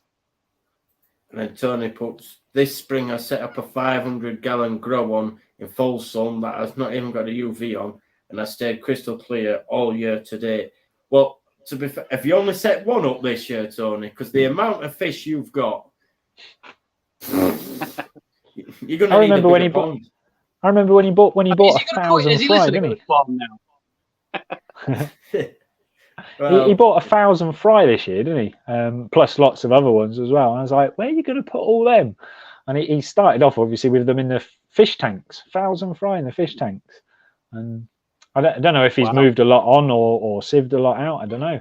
But, I love his new little grow on that he has put up. Right? It's a really nice little set. Shrewsbury Koi, £144 is a small price to pay. Not in my household, it's not. No, isn't it? And mine. Please. That'd be my pond window all paid for. Exactly, yeah. I'm running 2 pumps, 2 air pumps, a 55 watt UV, a 5 kilowatt air source heat pump, and mine runs about 24 pence per hour. Yeah. Come on, Jeremy, get your calculator out. What does that make it? Come on. Get your maths head on again. I don't know where my calculator's Here we gone. go. We'll get to it in a minute. Did it. And then Koi water plants and around £100 for the first 3 months food. Doubt that. Wow. And then Lisa Leach puts, okay for you, Richard, Mr. Moneybags. He's lottery winner. He hasn't told anybody yet. I've heard about it. He hasn't told anybody. And then guys, I'm covering my costs, so you guys should be lol. You know, with the money that he's making from his channel, that's covering the cost of his pond. Yeah. Yeah. Well, mine goes back into the pond. The wife wanted that dishwasher the other day. Couldn't get around that. I couldn't say no to that, unfortunately. I was like, yes, dear. And then question here, sorry that I've missed it. I'm just trying to still catch up with comments. Is anyone on here thinking about going bigger next year? No. Is my answer to that one. Was that a maybe, bigger, Andy? Bigger, but maybe not with the pond. Oh, okay. Interesting. So that means filter-wise. Maybe. It may, or it may not. He doesn't give all away, does he? Dear me.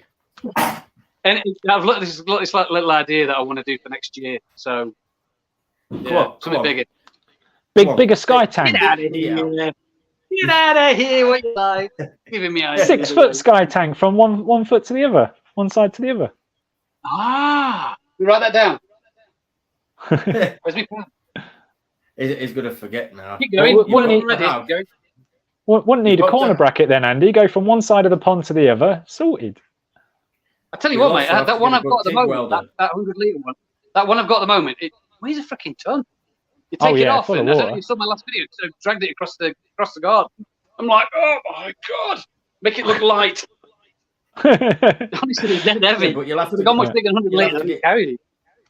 you'll have to get your partner to help you lift it on, or because you're saying your kids are using a lot of electric, you could say, right, now I've got a bigger sky pond. Now you can help me put it on because you've used all the electric in the winter. I need to put something in my pond.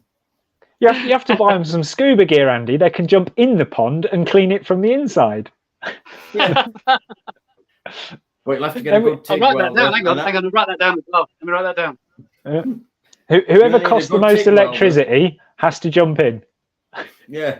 I'll write that down as well. Hang on, write that down. Right, here we go. But the thing is, you also need a good TIG welder. And I know of one, actually, Andy, as it happens. Really? Are you the man? Yeah. I'm the man. Are you TIG welder? I'm a TIG welder, MIG welder, stick respect. welder, gas welder. I tell you what, when I fabricate watched, welder. tell you what, when I watched the guy doing that frame of mine this time, I'll tell you, it's like artist stuff. Isn't it? I stood there behind the Oh, God, screen yeah. in my hand. It's freaking, it was. I could have stood there and watched him all day. I thought, just weld something else for me. What do you mean? Just weld something else. Looks ace. It's amazing. I tell you what, respect me. If you can get TIG weld, I'm impressed. I was Yeah. the same when the guy rendered my kitchen, and like when he was rendering the walls. I was like, I'm a handyman by trade, so I'm pretty handy with most things. But I was just watching him and thinking, there ain't no way I'm getting it that smooth. Not in a million years. It's not something I could do. Tell you what, Jamie, watching you having a go at that fiberglass, I think you were talking about it earlier, weren't you? I came in after Yeah. and Don around about that. And I tell you what, respect for having a go at that, mate, because there was no way in the world that I was going to try to fiberglass mine, because I'd have fucking fiberglass myself in there. I'd have been stuck to the floor. I'd have been, didn't even like look at that, did it? It was certainly a different on the wall, experience. It was certainly No, different. As I said during the video, the process itself of how to do it is theoretically easy. It was just the problem I had was the catalyst wasn't working right somehow with the resin I had, although they were. Yeah, the first batch, literally, I dipped my paintbrush in. I did one little patch about that big around the bottom drain, went to dip my paintbrush in again, and the paintbrush wouldn't go in. I didn't even look. I was just, like, because I'm used to painting and decorating, just dip my brush and what the? It's gone hard already, literally within like 30 seconds. I was like, that ain't right. Right, we'll go 0.5%. And it's That would have been crazy. me. You'd have just seen, on mine, if I'd have done it myself, you'd have seen paintbrushes all the way along the wall where I put it on, it's gone off. It's gone off. I put it in the pot, it's gone off. Nah, simple, mate. Get the Yeah, professional no. to do that. I ain't doing it. Yeah, it weren't a job I was going to try twice, put it that way. Got it. Respect your money, mate. KWPR, Anyway, I've got to go. upstate. Got to go. TikTok, got to go. Got another job go to. TikTok, No, TikTok. no Yeah, jobs give now. over you. I'm Nice joking. one, Andy. I told you. Right, so anyway, nice seeing you guys. I'll see you next week, or I'll see you online. Absolutely. safe. My every day's next a school live's day. in 2 Good luck weeks. to you, try. It's every fortnight, remember? Yeah, that as well. Yeah, I don't know about it. But, it has to be every fortnight, you see. Family time as well as live time. Yeah, I'll put it in Give my diary. everybody enough. Right. Yeah, keep it in the diary. I'll put it in the diary. Yeah. Write it down. Anyway, Yeah. don't knock it till you Catch tried you in a it. bit. Neither of you. Every day's a school day.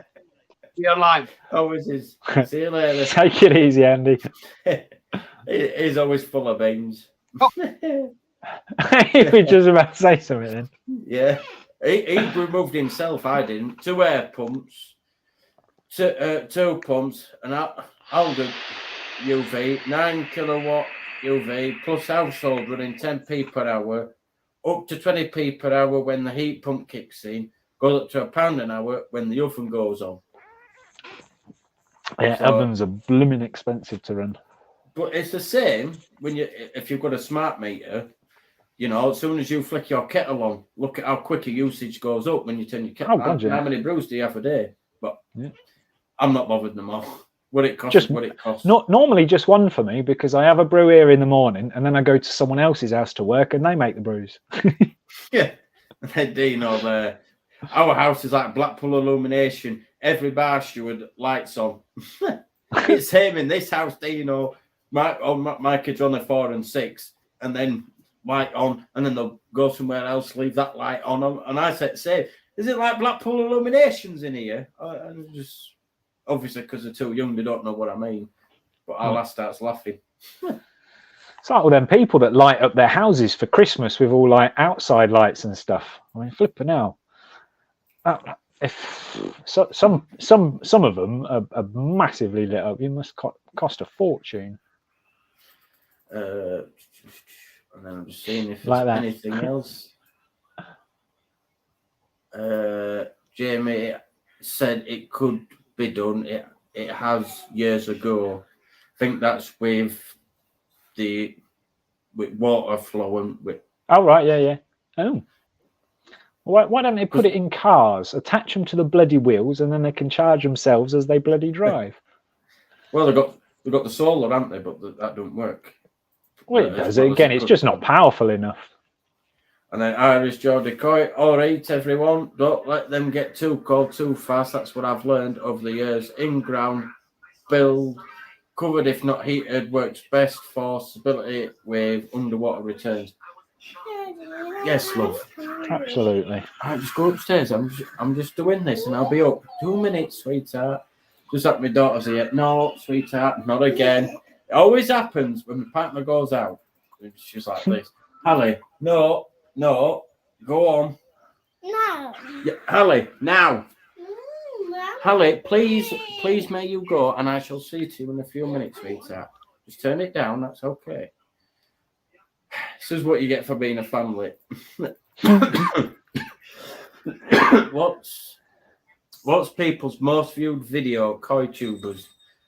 Well, my most viewed video is when I went to my local koi dealer, Wakefield Koi.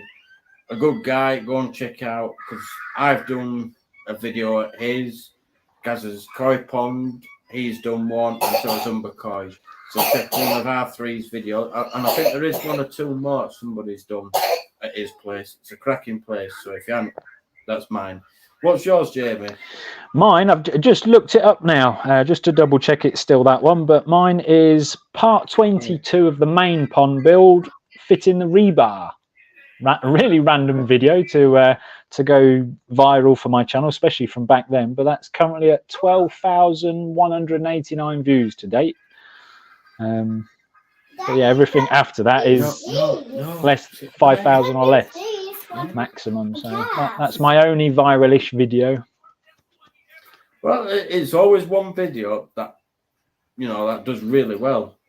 Yeah, the funny thing is, though, out of all the videos that I've even sat and rewatched it myself when it started taking off.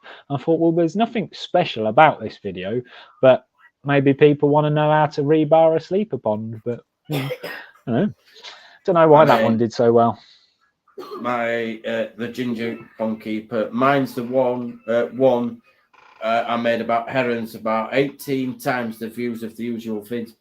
There's always a few videos that always do really well. And like I said, mine, I think it's because obviously it's a koi visit to a koi dealer, and everybody likes to look at other koi dealers and see what they've got. And did you watch my dance here about the ginger pond keeper? Oh, look, we're taking off again. Where are we going to this time? Which country we're going to? We're going to Japan. I wish.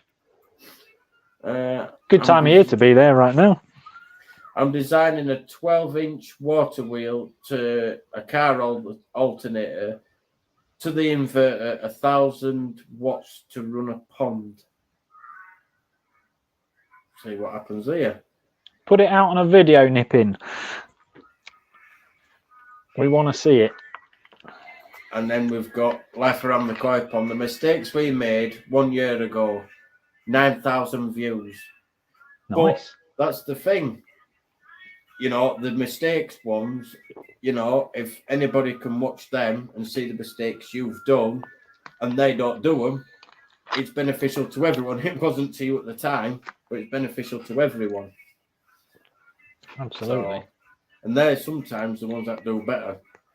And then there we go, because you're on about his fry. Out the 1,000 fry, I still have just a few in the aquariums, many in the grow on, and I also have Death Row, which is a tank holding all the defected fry, which I'll go through from time to time.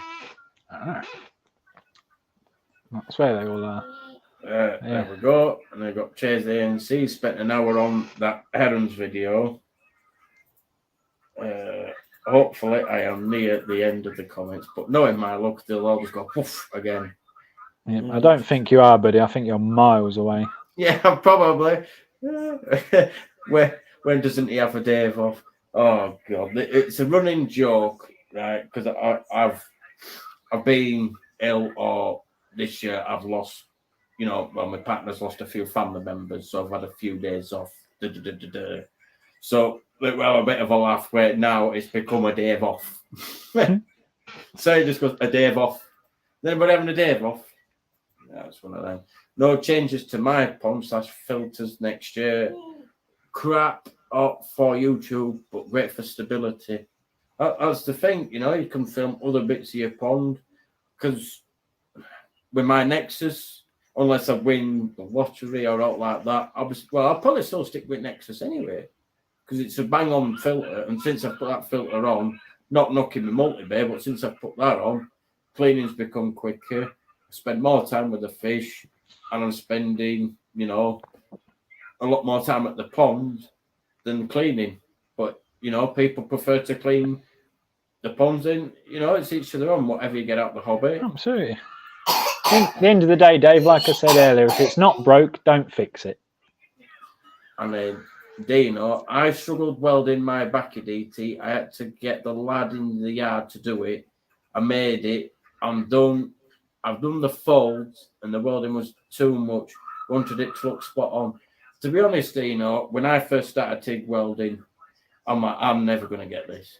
But perseverance, and because I worked with father-in-law, he taught me how to TIG weld and MIG weld. And through perseverance and him showing me the little tricks and that, it's just become next to nature. Plus, it's my job now, so I have to do it for my job. So I'm quite good at it now. Because if not, I don't think I'd have a job, would I, in welding, if I were garbage. Always get better with practice. And then, Jeff Lees, what do people think about liquid liner? Well, I've never used it, but I've never used the stuff. I've seen the M3000 or something, that liquid like that rubber stuff. I don't know. Yeah, M300 or MS300 even. Well. Yeah, I've seen obviously a lot of videos on the stuff, and I like the principle. But with anything in life, it's all about the longevity test. So before I would recommend that to anyone myself, it needs to be tested. Yes, it works in principle if you get it right and you don't put holes in it and things. I know Jack had a problem with a few pinholes here and there and whatnot, but it depends how long it lasts. If it's going to last for 10, 15 years, then it's going to be a fantastic product, you know. But if it only lasts a couple of years and then people start getting problems, then maybe not so much. So the idea is fantastic. It just, to me, it depends on how long it's going to last, if that makes sense. Because most people are putting it on wood as well, which it may not be the product itself. It might be the wood starting to rot or bow or bend, which then causes it to have issues. So, you know, it's one of those, for me, it's a wait and see thing. If it lasts a good 5, 10, maybe even 15 years, it's a great idea. But for me, it's one of those wait and see moments, I think.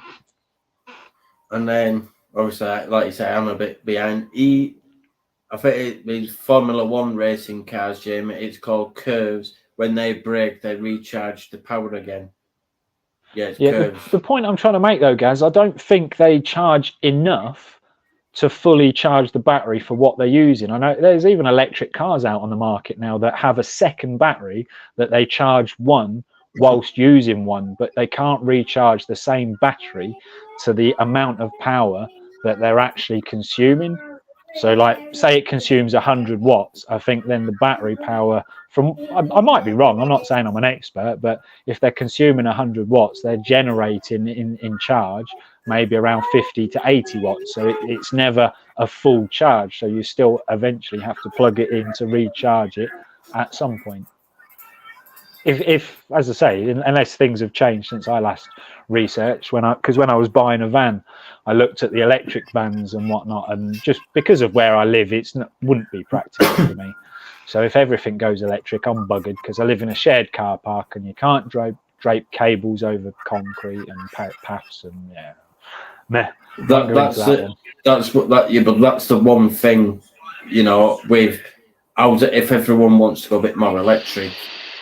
There's still a few stumbling blocks to get to there, but if they get it, then it's good. If they don't, then it's a big debate that could go wherever it can go when it comes to electric stuff.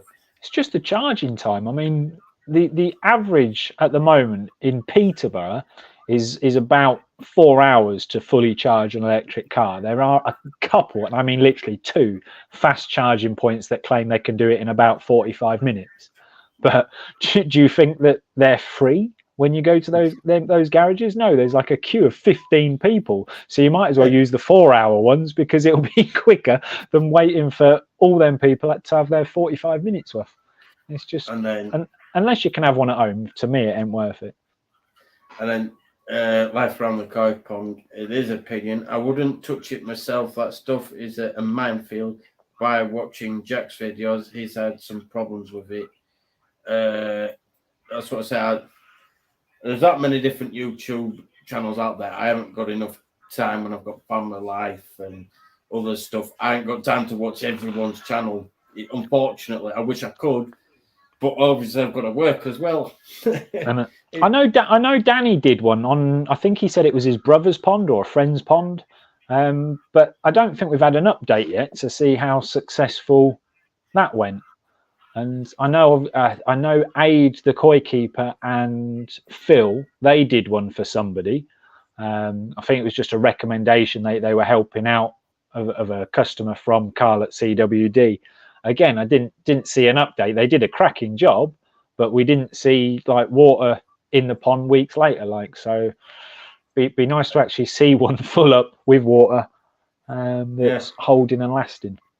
And like ANC said there, very true, Jamie. Ask in 20 years if it's any good. Like anything in life, the top mobile phone that comes out from iPhone might be fantastic, but if it blows up in a year, then it ain't really that good, is it? Not for what you pay for it. And that MS 300 liquid liner actually ain't that cheap when you think the amount of tubes that you need. It's more expensive than a Boxwell liner, I think.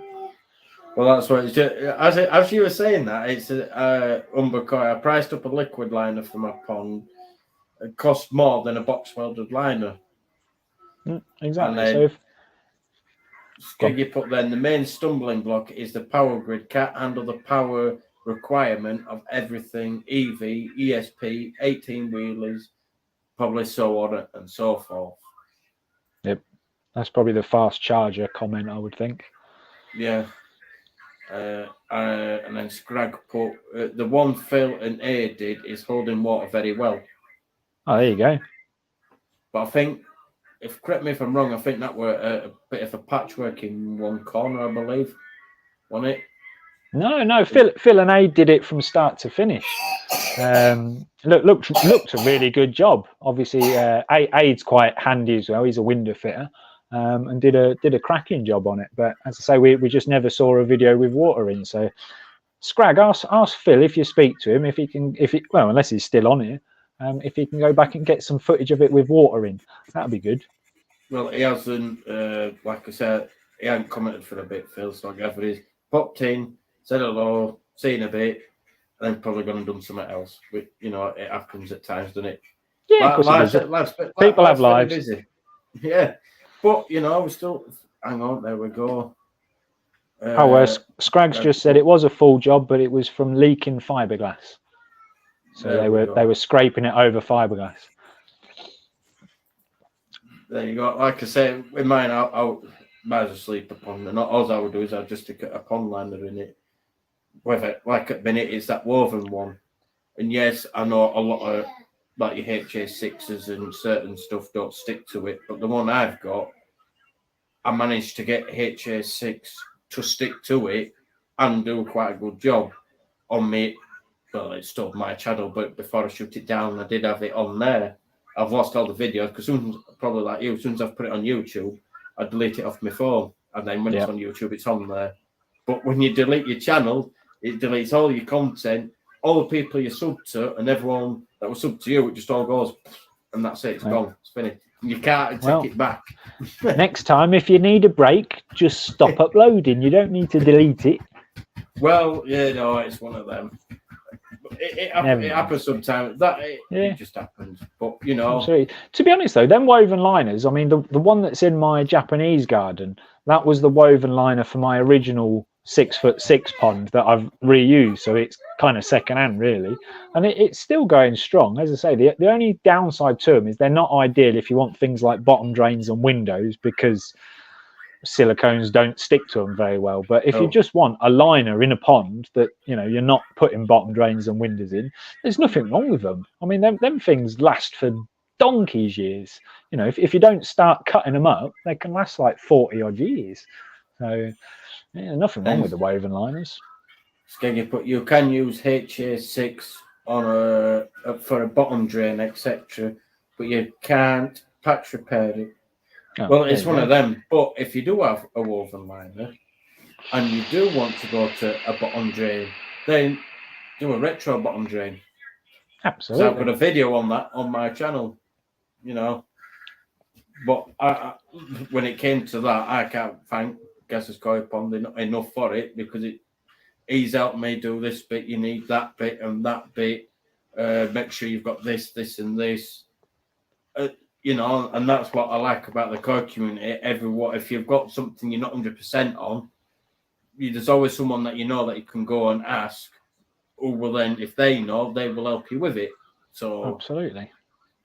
I mean, look at the difference putting that retro drain on your pond made to your pond. I mean, it cleared it up no end, and every other YouTuber out there that has done the same thing. I mean, there's been hundreds, but Carol Lysett, she switched to a retro drain and it made a massive difference for her. They are, if you don't want to put a hole in a liner, they are absolutely fantastic, as long as you've got a relatively flat bottom pond, or at least a flat area to put it on.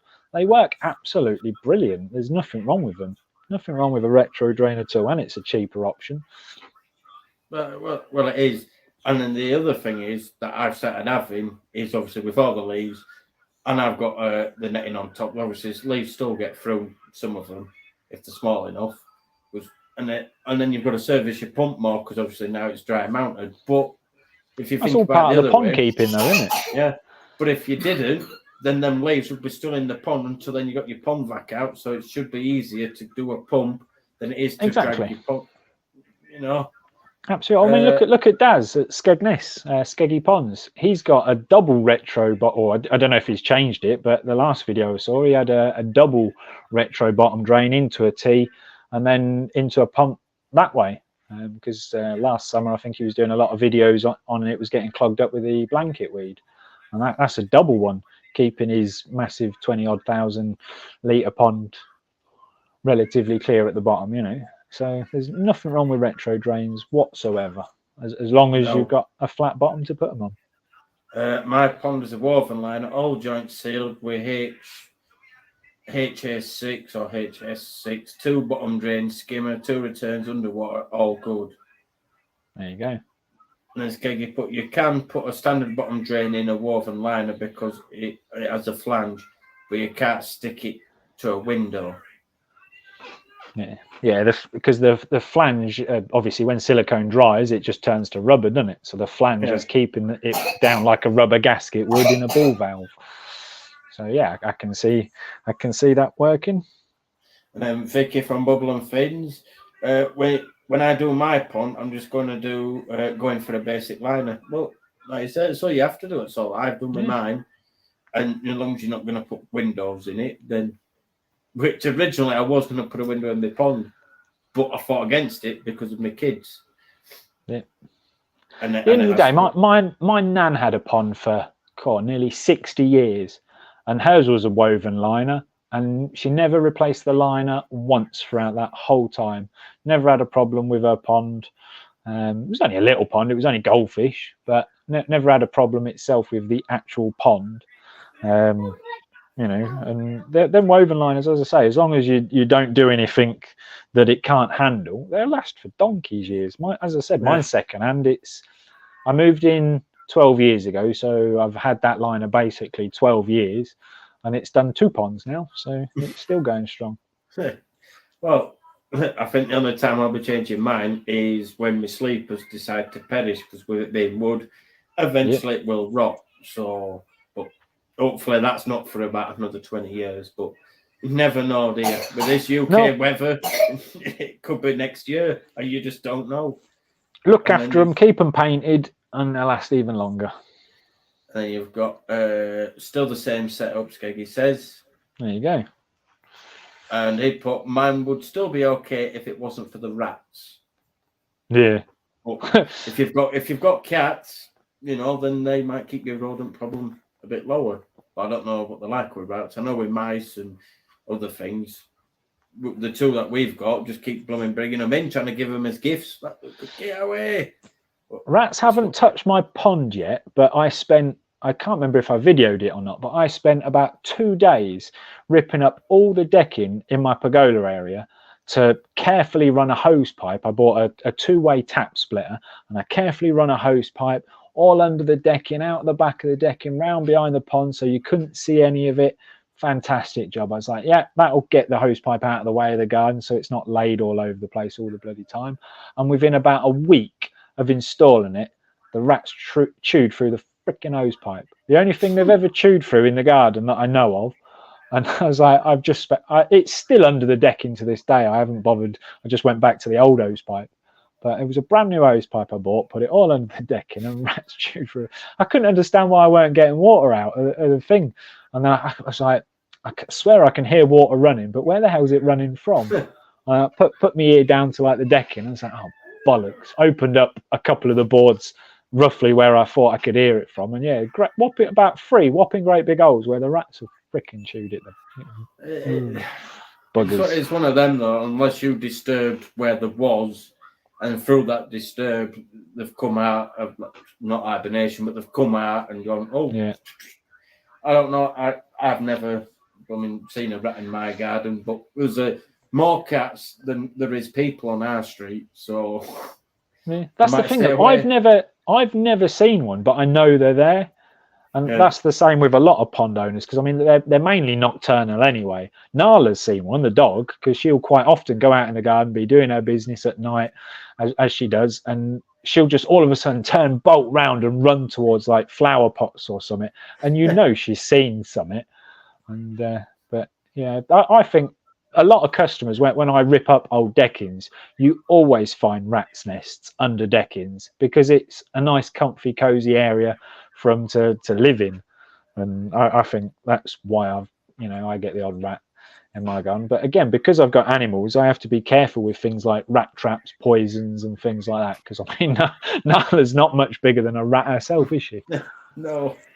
But hopefully, has anybody got any more questions for me or Jamie? Or in the next 5 minutes, we'll start wrapping the show up. If we haven't got any more questions you want to ask us, or you got any questions you want to ask me other than the first 10 minutes? No, I think we've covered everything tonight. I was going to ask you, how are you getting on with your retro bottom drain, but it sounds like it's still doing the trick. It's doing, like I say, it's doing a marvellous job, other than having to clean it out, service it. But at the same time, it also helps knowing that your pump's clean, your rotor's always clean. Where if you've got it in a cage, until your flow starts slowing down, you're never going to know, are you? But at least if it's out of the pond, it's easier to service.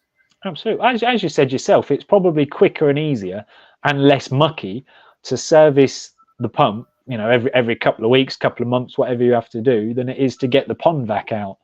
Because, I mean, that's not a quick and easy job. to hoover the bottom of a pond. Plus, it clouds up your whole pond. Then you have to wait days for it to empty. But then it mucks up your nexus, so you have to clean that more while it's clearing. And yeah, it's a lot easier having a retro or a bottom drain in than it is getting the pond vacs out. I've still got my pond vac in the shed, but since I built the new pond with the bottom drain in, I've not once had to even get the pond vac out. I've lent it to a few people in the Peterborough Koi Club, but I've not had to use it myself. But I've got mine, and I think it's 3 months or thereabouts. I've had the retro drain, and in that 3 months, I think I've used the pond vac twice because of all the the leaves, and at the time the netting was kaput, should we say, in a nice polite way. All the leaves were still getting in, so I've had to use the pond vac. But now that I've got the new netting on, not so many leaves get in, and I haven't used the pond vac for the last 4 or 5 weeks. Absolutely. Well, the thing is, with your netting as well, because of the holes on this netting are a lot obviously smaller, and you ain't got so many big holes in it. Any leaf that does manage to fall through them holes should be able to fit anyway up your bottom drain, which I'm sure they would anyway. But because they'd be relatively small to fit through them holes, surely they'd get munched up by your pump and spat through your filter anyway, I would have thought. Well, a lot of them do. The only thing is, when it comes to if you do feed your fish, and I've probably said it before, is with an orange peel. So I just used to cut an orange in half, leave it on the pond, and in 1 minute, I'm like, oh, for God's sake, something's wrong with pump, it was an air blockage. So I fill it all back up, turn pump back on, it's running nice. And then day after, oh, God's sake, I've got an airlock again. I thought, I already know what I'm going to do, so I'll just take it off, back up with water. And then I spoke to one of my mates that I've known for a while and that, and I says to him, I says, I've got a bloody airlock again. I said, I put holes in, but it's just keeps on filling and filling and filling. He says, right, the actual where your Veriflow bit is, that might have gone kaput, but it might look normal, but it might not be showing you your pump's running properly. So get a spare pump and swap it out, took the union out, and in the side of the union was where my orange peel actually curled up and got stuck just before the actual. Oh man! But I would never have known. That you say that reminds me of something actually, because do you remember my video earlier this year? I don't know if you saw it, but I went to the Cuttlebrook Open Day at the beginning of the season.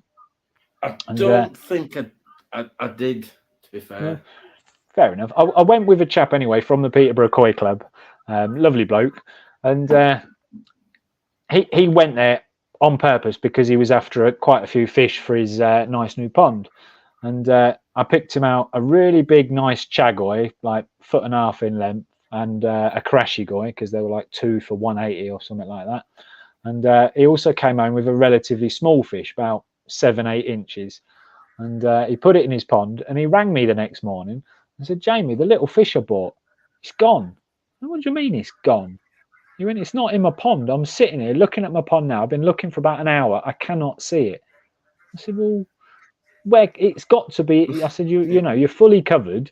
I said, it's got to be in there. I said, and he was like, it can't fit down the bottom drain. I know it can't. I was like, well, is there anything different about your pond?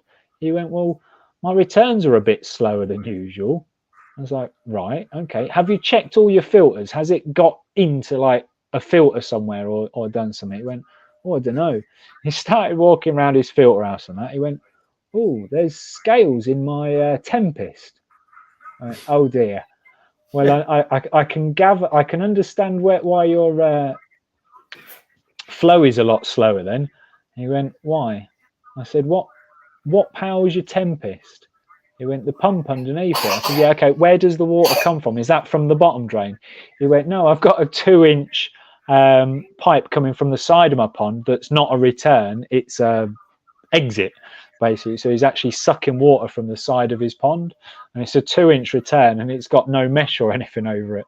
The fish has obviously gone straight in there, and when he took the pump off, it was just sort of like half a mangled fish with his propeller spinning. Oh, bless it. And yeah, that fish didn't last too long, unfortunately. And like because I've just seen it while we're talking. There's like Gaz put it there. Look, you know, whatever's going off is going off, right? You know, it's been obviously it's been down low and then it's got better. So come on, let's just leave it on a decent height and stop bickering and bantering between a lot of you.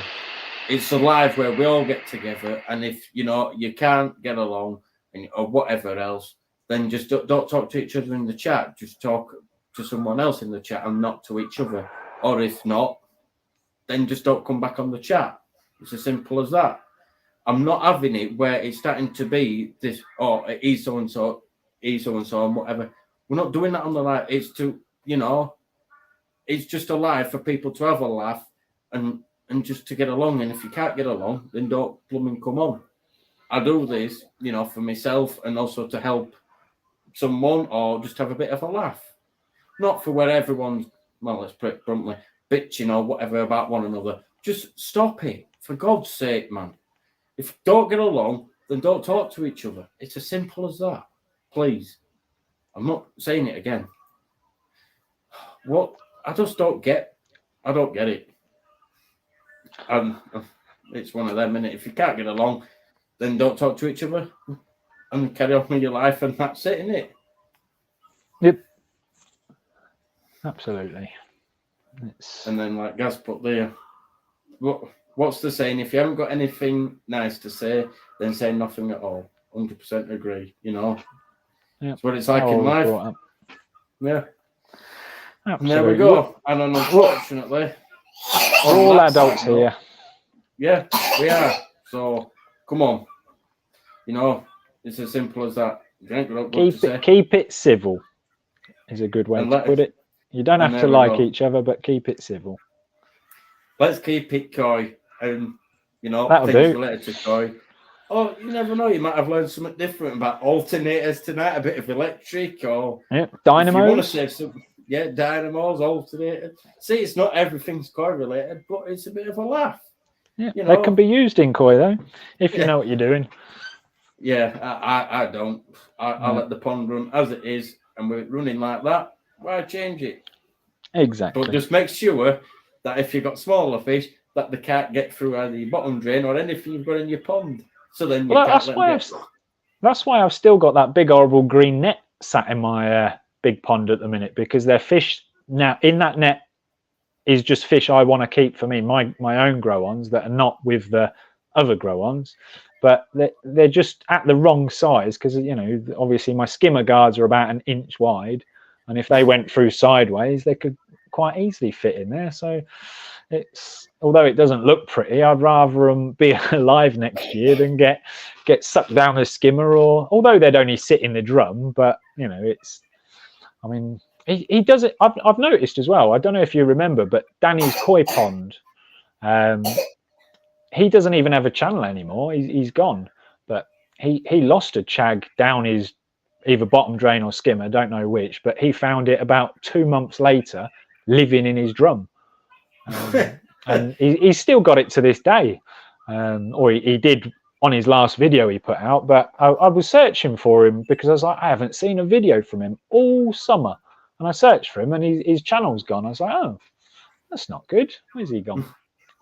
It's one of them, and it sometimes, like me, when I did it, you don't say I'll be back soon, or sometimes you just go, right, that's it, I'm done, I'm finished, right, ta-da, bye-bye, and that's it. You don't fit. But then when you think later on, you're like, should, and like you say, just have a bit of a time out, have a think, and if you don't want to, you can leave it up there, or if not, take it down. But you know, and then there's the people that delete it, come back, delete it, come back, delete it, come back, delete it, come back, change the name a couple of times, come back some more, and then disappear. Well, I've gone and I've come back, and I am staying. I ain't going nowhere now. Good lad. And it's one if of you them, need a break, if you need a break, take a break. You don't need to delete anything or disappear. Just take a break if you need a break. Life does become stressful at times. It's like from, you know, Gaz's lives and through a few other people, like, you know, where are you? Why are you not on YouTube? And, you know, this and that. And all right, then I'll go again, you know. everyone wants me back. I spoke to obviously my partner and that, and she's like, if it's something you want to do again, then go and do it, and I'll support you. And as soon as everyone wanted it, and as soon as you get that extra tick from your partner, you're all good to go. It's always getting that final bit from your partner, is that final green light or a tick, and you're like, I'm good to go. Absolutely. Yeah, like I'm the same. Although the garden's mine, I still have to tick everything off with the missus. I can't just go out and do it. I mean, she's been spitting feathers this year with like what ANC said because of how much of a mess we're in. But hey ho, I should have done the new pond next year really, but I found some bricks for free. And then he has shut his channel down. Question mark. Gaz has put. Are you talking Danny's Koi channel or the other chap? Or Danny's Koi Pond. Yeah, he's gone. His channel doesn't exist anymore. So whether he's just hidden it, I don't know. But there's no videos or anything about his ponds or filters. Yeah, you're right. Yeah, no, all his content's gone. Because one of my fish, although I've actually moved that fish on myself now, but one of my fish I went over to Danny's to pick it up because he don't live too far from me. He was Nottingham way, and I thought, I mentioned him in one of my videos when I sold that fish, and I was like, I've not seen anything from him in ages. So I searched it, and his channel's completely disappeared. No videos, no nothing. Like I said, it with Danny's, and he put, that's a shame. And then Gaz put, you just need to put some more videos out, Dave. I know, but when it gets to this at this point, I just don't want to be putting where I'm just cleaning the filters out.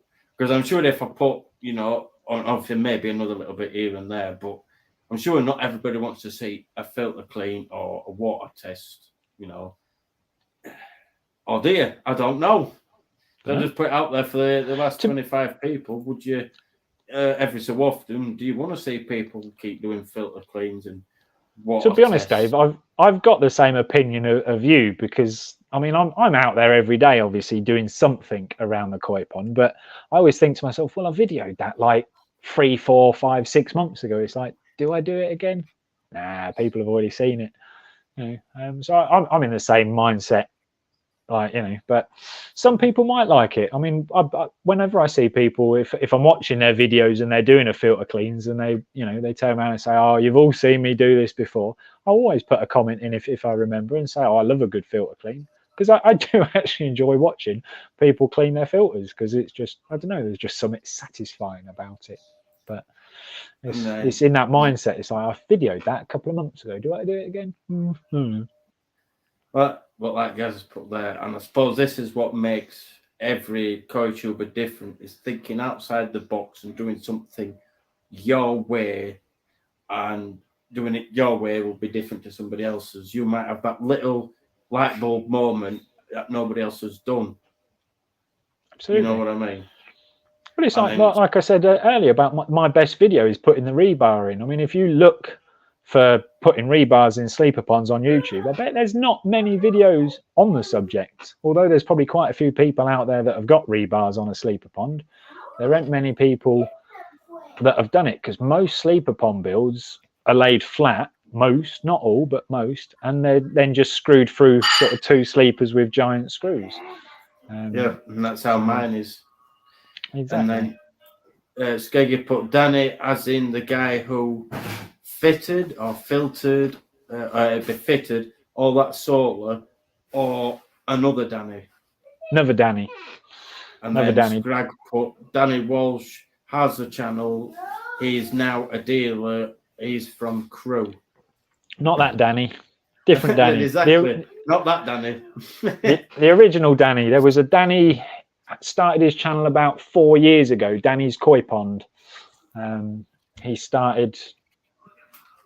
I don't know. It was just one of the first channels I found. The first guy I found was Righty, then the Koi Whisperer, and then Danny's Koi Pond. He was like the third channel I stumbled across, because he was one of the originals. And yeah, he's gone now. But yes, that Danny Gaz. Yeah, that one. That one. It's one of them. There was that many different YouTubers. With my old channel, I could sort of keep up, but now when you've deleted everything, I didn't watch no YouTuber no, and then trying to then re-subscribe to ones that you can remember. You can't remember all the ones that you originally subbed to, so you have to then wait for recommended videos to come up to then go, yeah, right, I'll resubscribe. And then Gaz says, I think his Goshki Growing Show. Yeah, it was certainly a it was certainly a growing show, but I thought it was a shower. That's why I said, I think. Yeah. Because there we go. Yes, I remember him. He had a sleeper pond and lots of problems with his drum when he installed a big IBC moving bed. That's the one. That's the fella. Yeah. And like I said, we'll have another bit of a chin wag, and then we'll wrap the show up in 8 minutes, which will take it to 10:30. So then we can all have a bit of a natter, and then so we know when the show's closing. Not like poof, right, that's it. Catch Bye, you later, man. bye. Not gonna do that. Ciao now. But if anybody else does have any little quick bits that we could mention or talk about, or you want us to chat about within the next 8 minutes, then drop them in the comments below. And it got out the gap between his pond copings and the glass. Is it cut for that copper cover and glass window? Cover, that's it. Cover, between his pond cover and glass window. Yeah, he only had a gap like that, which one of the reasons I've got all my little fry in the net, because my skimmer gap's about like that. You don't want him, and as I say, he lost his chag down either his skimmer or his bottom drain as well, and it was living in his drum for 3 months or 2 or 3 months, and it actually grew about 3 or 4 inches whilst living in the drum, feeding on God knows what, but it still grew. And then found it and put it back in his main pond. Luckily, by the time he found it, it was too big to go down for the holes again. But now I remember the guy you're on about. Yeah, because he also had that racky shower near the corner, and then he had an auto feeder about here, didn't he? Near window, I believe. Next to window, that's the one. But boom, see, light switch has just come on again. Boom. Absolutely. Yeah, never really showed his face on his videos, only once or twice. But lovely chap, really nice guy. Spoke to him quite a lot, but never had his number. Unfortunately, we always dealt via sort of YouTube chat or something else. Like but a forum or whatever. Yeah. But no, he's gone now, and I don't know why. Because I mean, that's what I mean. Why delete your channel?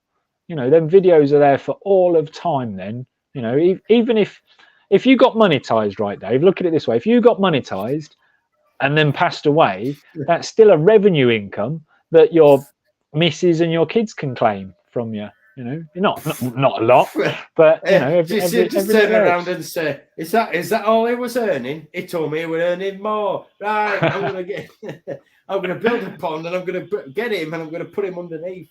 But yeah, it's kind of classed as royalties, isn't it? Like singers that have died still earning royalties, and it's passed to their family members. So there's no, in my eyes, there's no point. If you give up YouTube, all right, we'll just give up. You don't never release another video, but there's no point deleting all the videos you spent all that time and effort making, because even if you only got 1 view a week, it's still a couple of pence a year, isn't it? It's still somewhat, but you have to get to the 1,000 before you can. But then you've got because I know you don't have to answer it, but now if you manage to get enough watch hours to then start earning the monetizing, because I know you got to your 1,000 subs, but you said you didn't have enough watched hours. Have you managed to get enough watched hours now to get up to monetize it? Because it's not just reaching that 1,000 subs, is it? There's extras to go with it. But if you can get there, it's good. 4,000 watch hours in a rolling year, not cumulatively. So, I mean, Daz has had his channel obviously quite a while now. In total, he probably has had 4,000 watch hours, but it's a case of it has to be within a 12-month period. That's the. There you go. Like you've just said there, guys, 4,000 watch hours plus 1,000 subs. Well, hopefully, this is the only thing you know, and Gaz were on about it a while ago. I roughly, if I didn't shut the original channel down, yes, we're not going into that now, but I think I was around or just over 700 subs. So if I did, how many subs would I have been on by now? Probably quite a few, because the more subs you've got, the more you generally get. I mean, when I was, you know, when I had the sort of subscribers you did, I was maybe getting 1 or 2 a month. Well, now I'm getting sort of 1 or 2 a week, you know, and it just creeps up, because the more bigger obviously the channel is, the more people are watching it, the more YouTube likes it, then the more people it's going to recommend it to. So it's one. I mean, when you look at people like Mr. Beast, I mean, he's getting like 500 subs a day, you know, and I know his videos are fan. I mean, I watched a documentary about him not long ago. He spends over £500,000 just to produce the video. That's not the money he gives away to his peoples. That's just to actually physically produce the video. 500 grand, £500,000 to produce a freaking YouTube 10-minute YouTube video.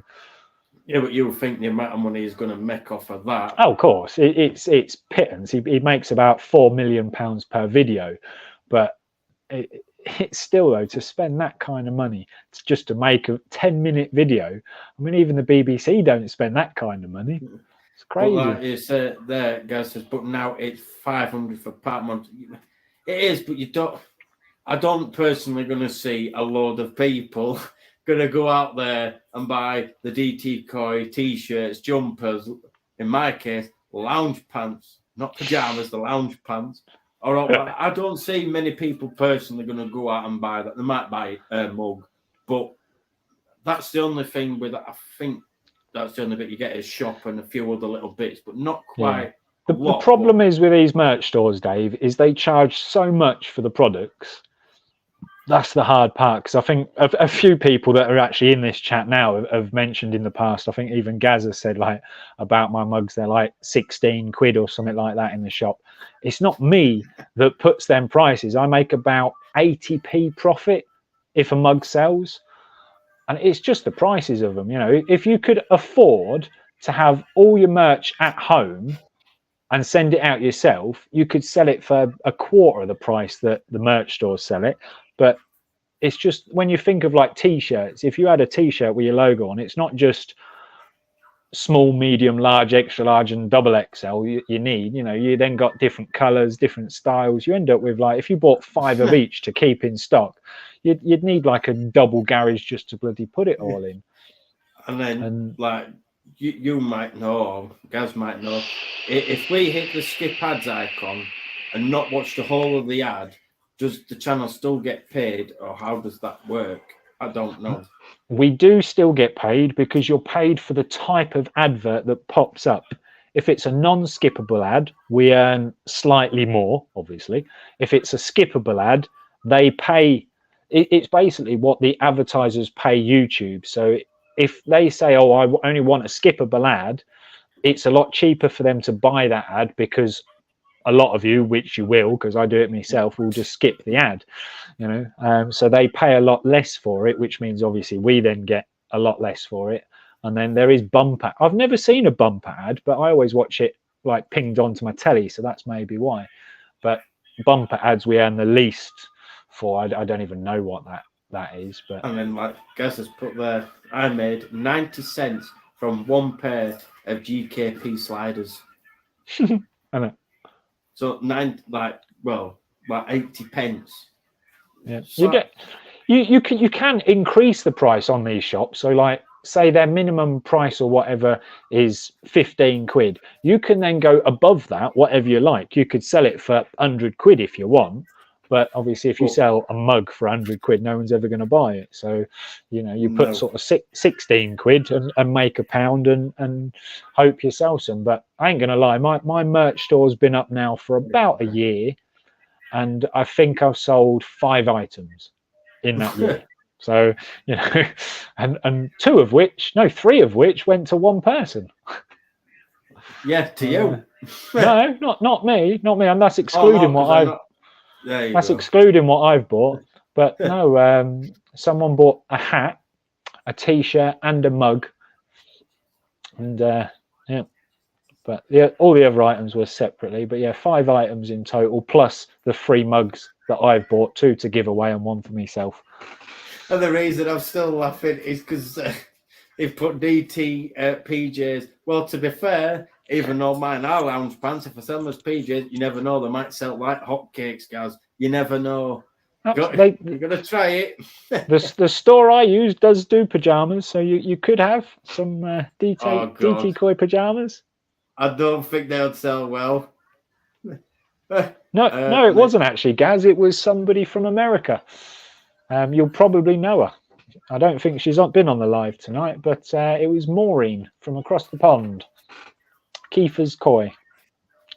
Yeah, Keith's Koi, even. And then, like I said, we've gone 2 minutes over the time I said we were going to do. So that's it. And that's it for another live. I know we've had a few umps and bumps.